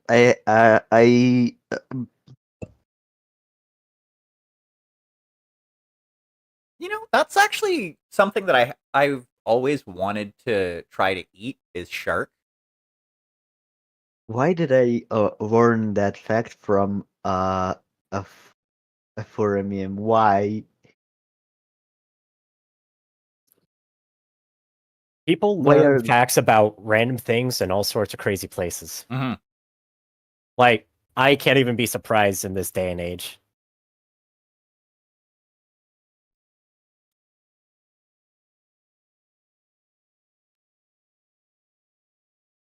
I mean, shit. We literally just spent the past 10 minutes talking about the Russians? the very colorful method of profanity that I allowed my character to have. Oh God!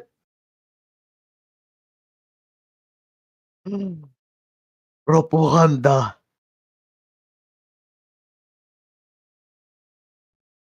Wait, huh? Hold on. Qu'est-ce que fuck? I will explain the context. I am browsing Reddit right now. Yeah, cringe. Eh. And I found this on a Russian subreddit. Oh no. r/Eru. No, ask Russian. Oh, ask a Russian. That's a guy. Hey, we respect femboys around here. Yeah, but like, Did I Russia. post that picture last week? Yes, I did. I'm not behind the fucking camera. Oh my god.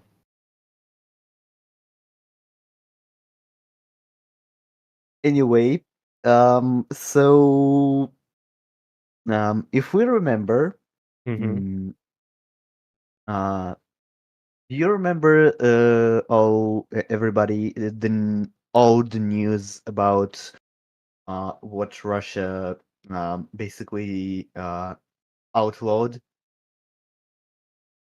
Yeah. Yeah.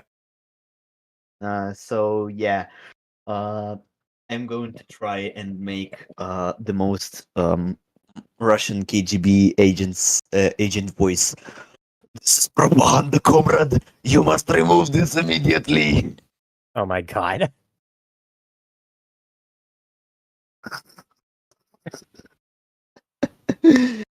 Uh, I'm just slowly glancing through the metric ass ton of graffiti yeah, that this has. I forget just how much graffiti is all over the place in Russia. Granted, like again, I was there fucking 11 years ago. Yeah. But like Peter It's an covered. apartment also. Oh yeah. Yeah, So yeah. it's probably was what it uh uh it was a custom order probably. Oh yeah, probably. That could be. Not gonna lie, when I was in my 20s, there were like people that I knew that did that to the insides of their apartments in Canada. Uh-huh. Oh yeah, no, like I've seen similar.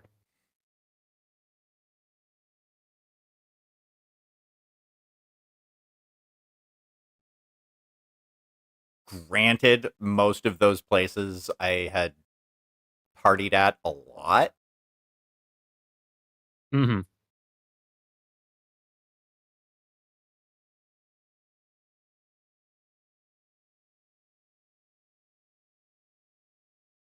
Ooh. Um, I found something that will burn a lot of asses. Specifically, Habanero will Dragon do Ball that. fans. I was about to say there's plenty of things that can do that. Um, do I say it? Because like,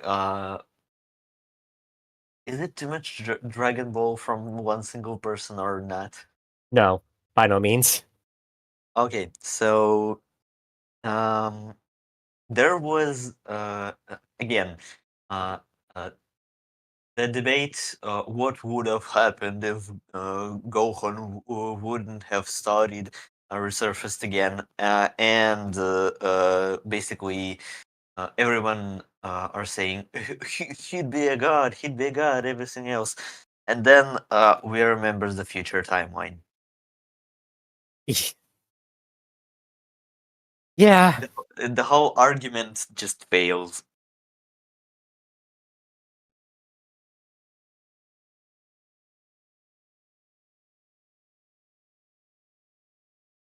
Yeah. Yeah, I'll give you that. Why is he drinking water from a bottle? Is he stupid?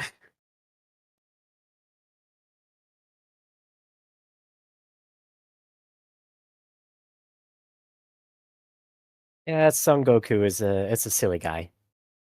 Yeah. Not gonna And a lie. little bit stupid. Not gonna lie. I prefer Team 4-Star Goku over actual Goku. He's a lot funnier. I mean, yeah. God damn it. Again, Gohan. Why is there so much Gohan on my Reddit? Why is Dragon Ball about Gohan now and not? Never mind. I was about to say, didn't Gohan get his moment in the sun like a year ago or something like that with one of the more recent Yeah, movies? it did. Yeah.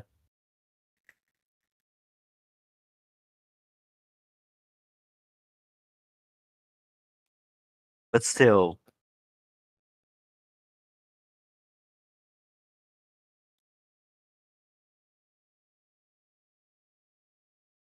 Why is everything. I mean, every single post on here is talking about Gohan, Gohan, Chi Chi, Gohan. I don't know. Well, I mean, I just because I'm a fan of Dragon Ball doesn't mean I engage with the Dragon Ball fandom. like, I'm pretty sure out of the like non-strictly human characters in Dragon Ball, Gohan is the most human out of all of them.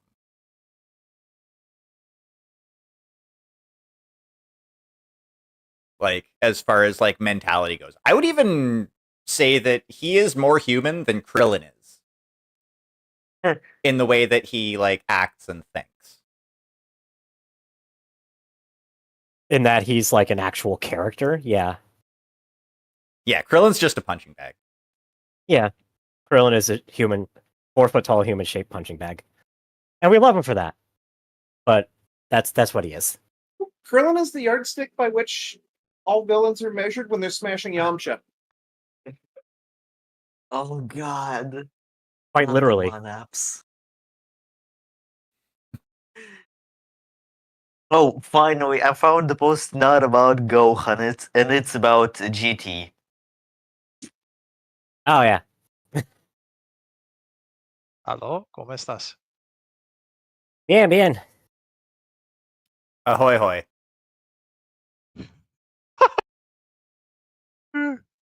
Доброе утро.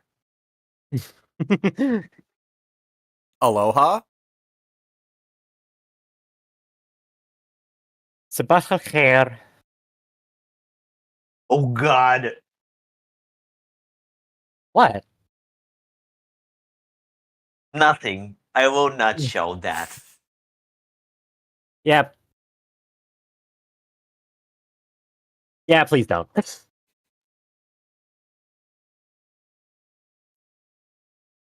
What the? You dare insult my raisin cookies?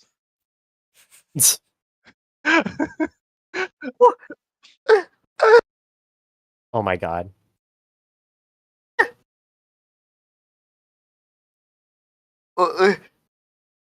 No, I must show this. Where is it? Why would you do that to your arms?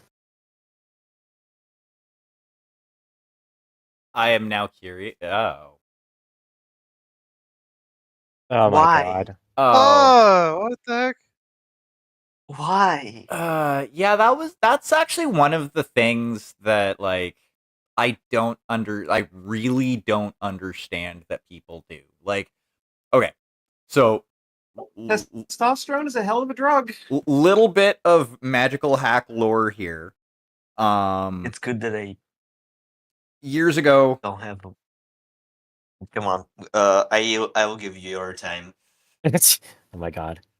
years ago, like many years ago now, first ex fiance ago, um, found out how long she'd been cheating on me.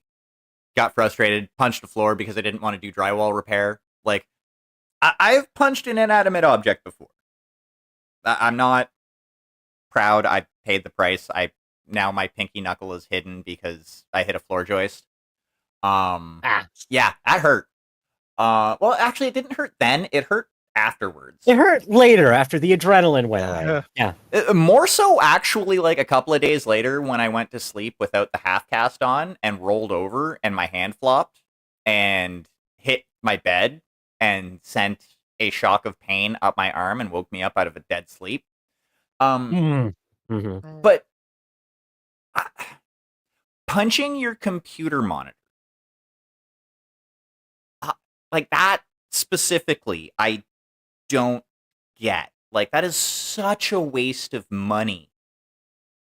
My brother is still sometimes when he's well, he used to do that like destroy attack. Well, I'll be honest with you, as someone who used to deal with a lot of stimming in the past and go through a lot of crazy shenanigans. I mean, you know what? I'll take the. I will say very interesting shenanigans where, one takes out their frustration many different ways.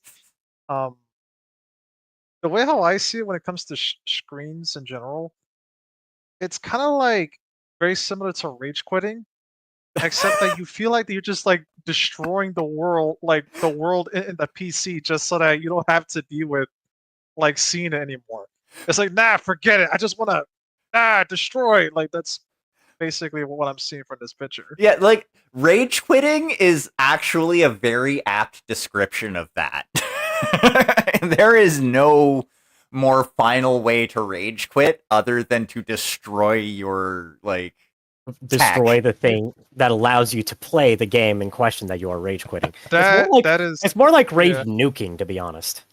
Yeah, that's I think that's even a better way of explaining it. But because like it's such a rage quit that it just like obliterates your ability to do anything until you get a new monitor or whatever, or a new TV screen or things along those lines. Like these things are fragile enough on accident. Like breaking, like busting one on purpose. To scratch that egotistical itch is it's really bad for like for that kind of yeah, that's it I may like. it's one of those moments where I totally agree, Magic. I'm also like, why? But yeah, I don't. But yeah, like Yeah, there's some crazy shit I've seen past. the whole stimming thing, I completely understand that because I do it too. Like it's a thing with Yeah. being like it's actually a fairly very common thing with being neurodivergent. I Yeah. learned that about myself and with my son who is like has a diagnosis of being on the spectrum. No, I have that. Yeah, So yeah, like that I get. It's just like I have to shake my head whenever I see something like that because it's like the poor computer monitor never did anything to you. Granted, it's an Apple monitor, so like whatever, no big loss. It's a whole PC. Well, yeah, because generally they're Yeah, that's true. It is a Mac, so yeah, Yeah. that's the whole PC. yeah, that is fair. So again, no big loss. No big loss when it comes to technological advancement, but like $3,000 to Yeah. replace the damn thing. So big financial loss. Oh, 100. or maybe the individual's relying on Unless, someone else's budget, unless- or maybe they're on services or anything like that. I mean, I will be entirely honest, and I like as a natural consequence of if someone was relying on my budget and they busted I am a not buying Mac. them. Yeah, no, like as a natural consequence, you get to replace that. Oh yeah, if my son had ever done that to like a computer that I paid for or helped pay for with his mother for him, oh yeah, that would be one of those things of okay, you need a new computer. Looks like you're going out to get a job. Mm-hmm. Like it's one of the like if it was an accident, that'd be one thing. But if it's like you punched the monitor, Oh yeah, yeah, 100%. time for you to learn the value of $1.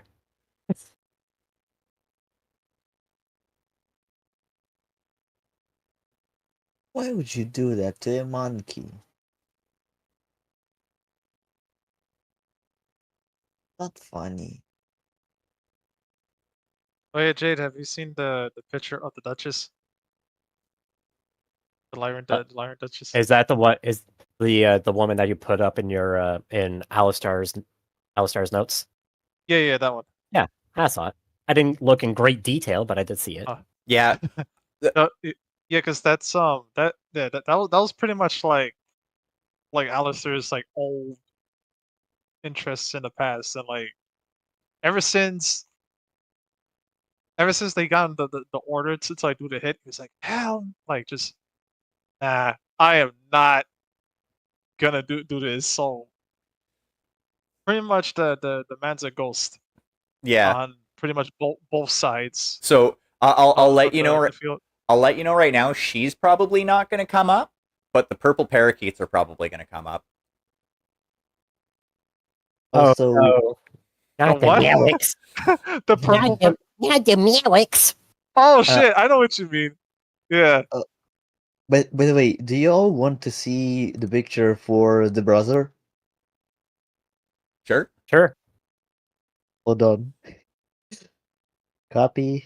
Also, in regard to Helmer, his what is it, rival or whatever?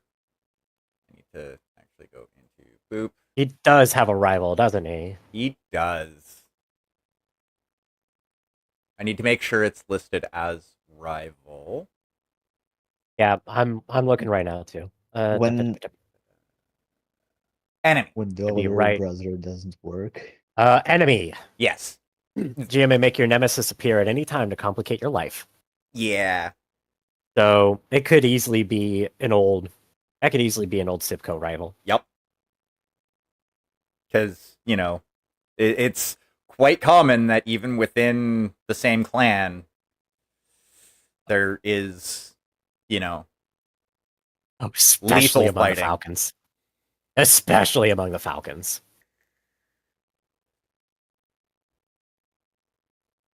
So do you think it's possible? Oh yeah, is that the God damn it. what you call it? Rivalries, yeah. Stuff like that can happen. But it's funny you say purple parrot because I'm like, oh shit, so now Marek's gonna find out. Like, wait a second, he didn't actually die. You know, that I was mean, fake. you He's still alive in space. Yeah, you that's did put that's terrifying. in for Yeah. life and dark secret as your two negative traits. Mhm. Those, Yeah, you basically handed him the keys of the kingdom and said, here's a plot hook that you can use at any time to fuck this all up." Yep. I mean, God. it may not happen right away, but Oh no, just be I'm warned. sure. Yeah, I'm sure he's No. right in there, right alongside the favor that Kirika owes the Kellhounds. I found cringe. I mean, On Reddit, you don't say. yeah, I was about to say, it's Reddit. Cringe is everywhere. I found cringest cringe. Oh no. I found a fedora. Oh no. I directed the set fedora to the chat. Oh no. Everyone who doesn't want to see it abandon ship.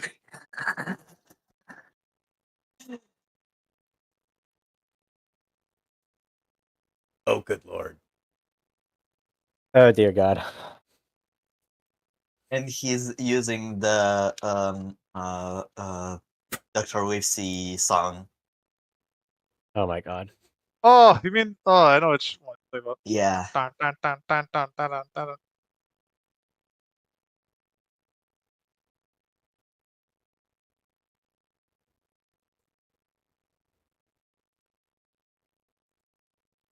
That is a special kind of cringe, yeah. Uh-huh. And I found an idiot. No. I mean, again, it's Reddit. Yeah, Reddit. Why'd you have to go looking? I'm right here. No. Hold on. There's a special. I got a thing for that statement. Hold on. Bum, bum, bum, bum, bum, bum, bum. So basically, this dude waltzed into a bear's burrow. How much of an idiot do you have to be to not understand that walking into a bear's burrow is basically a death sentence? Okay, look, when women say I choose the bear, this is not what they're referring to. So, I mean, to be fair, there was a guy in, I believe it was northern BC, or in BC somewhere, that Mhm. tried to live with grizzlies and, like, cohabitate with them. And that went very, very wrong. Oh, you don't say. There are stupid people all across the globe. Or if Yeah. you're a flat earther, all across the pizza. But No, all across the globe, because stuff and reasons. Say it again slower. Remember you remember the infamous tweet. We have members all over the globe. Exactly.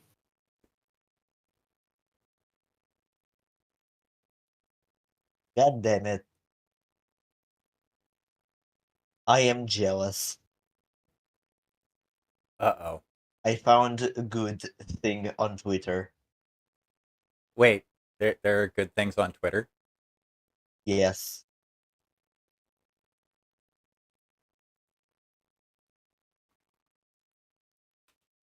God damn it.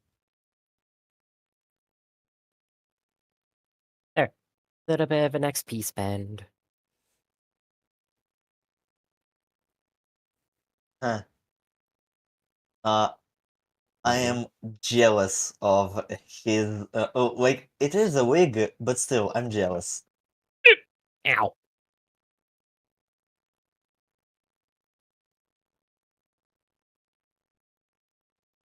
I mean, Decent application of the wig based on the picture. Yeah. I'm jealous of their vibe, honestly. Yeah. That is an unbothered vibe. I fucks with it.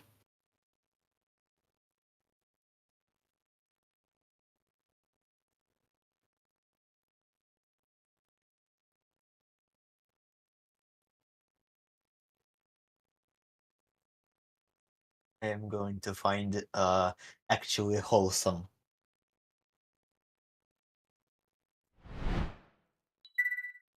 No, that's a kid that's being stupid. That's not wholesome.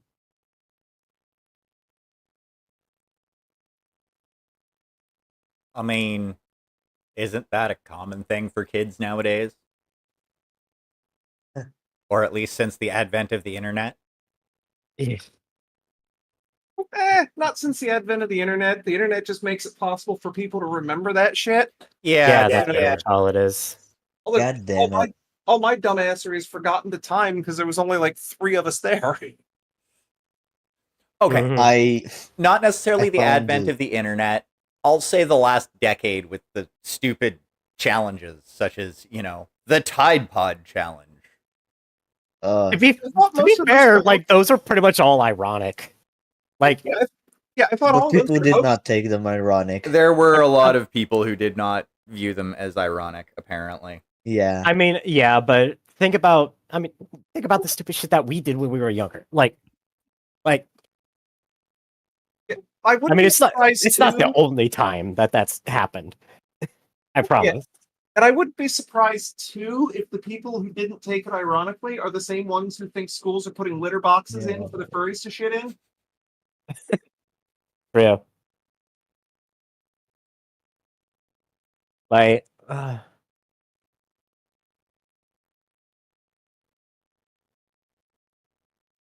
what was it? There's one in particular that I remember. I think it, like the cinnamon challenge returned a couple of years ago, and I remember people Ew. making a big stink about that, and I was just like, I literally remember a whole like 2-month phase that my school had where everyone attempted the cinnamon challenge. Like, it ain't no. Oh, it's yeah. just being publicized. And then it Yeah, or just 7 evolved. or 7 saltines or drinking a bunch of milk. Oh yeah, of course. The salty.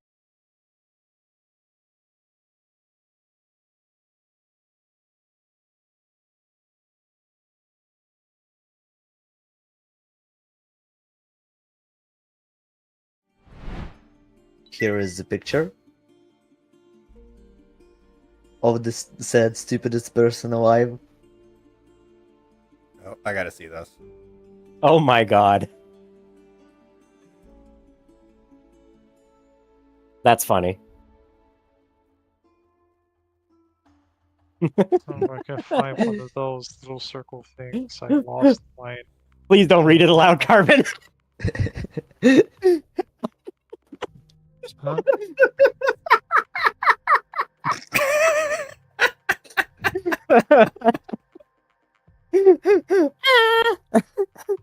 And I found an actually wholesome, but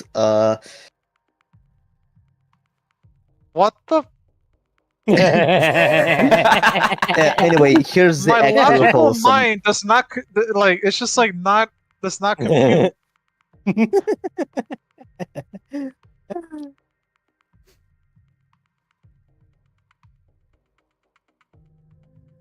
This one is very true, though. Haha. Oh my god, yes. Actually, though, I still think of it that way, to be honest. Yep, that tracks.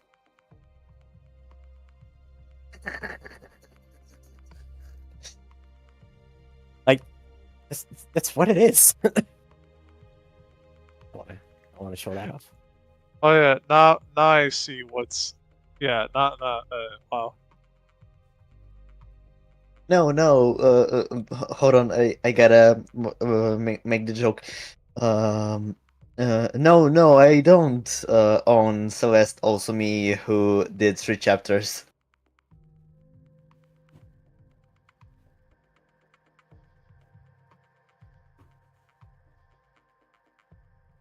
Hey, Magic. Is Would I be able to do anything with my edge? How Yeah. do you mean? Like, Like 'cause I know you said this is my absolute last chance, right?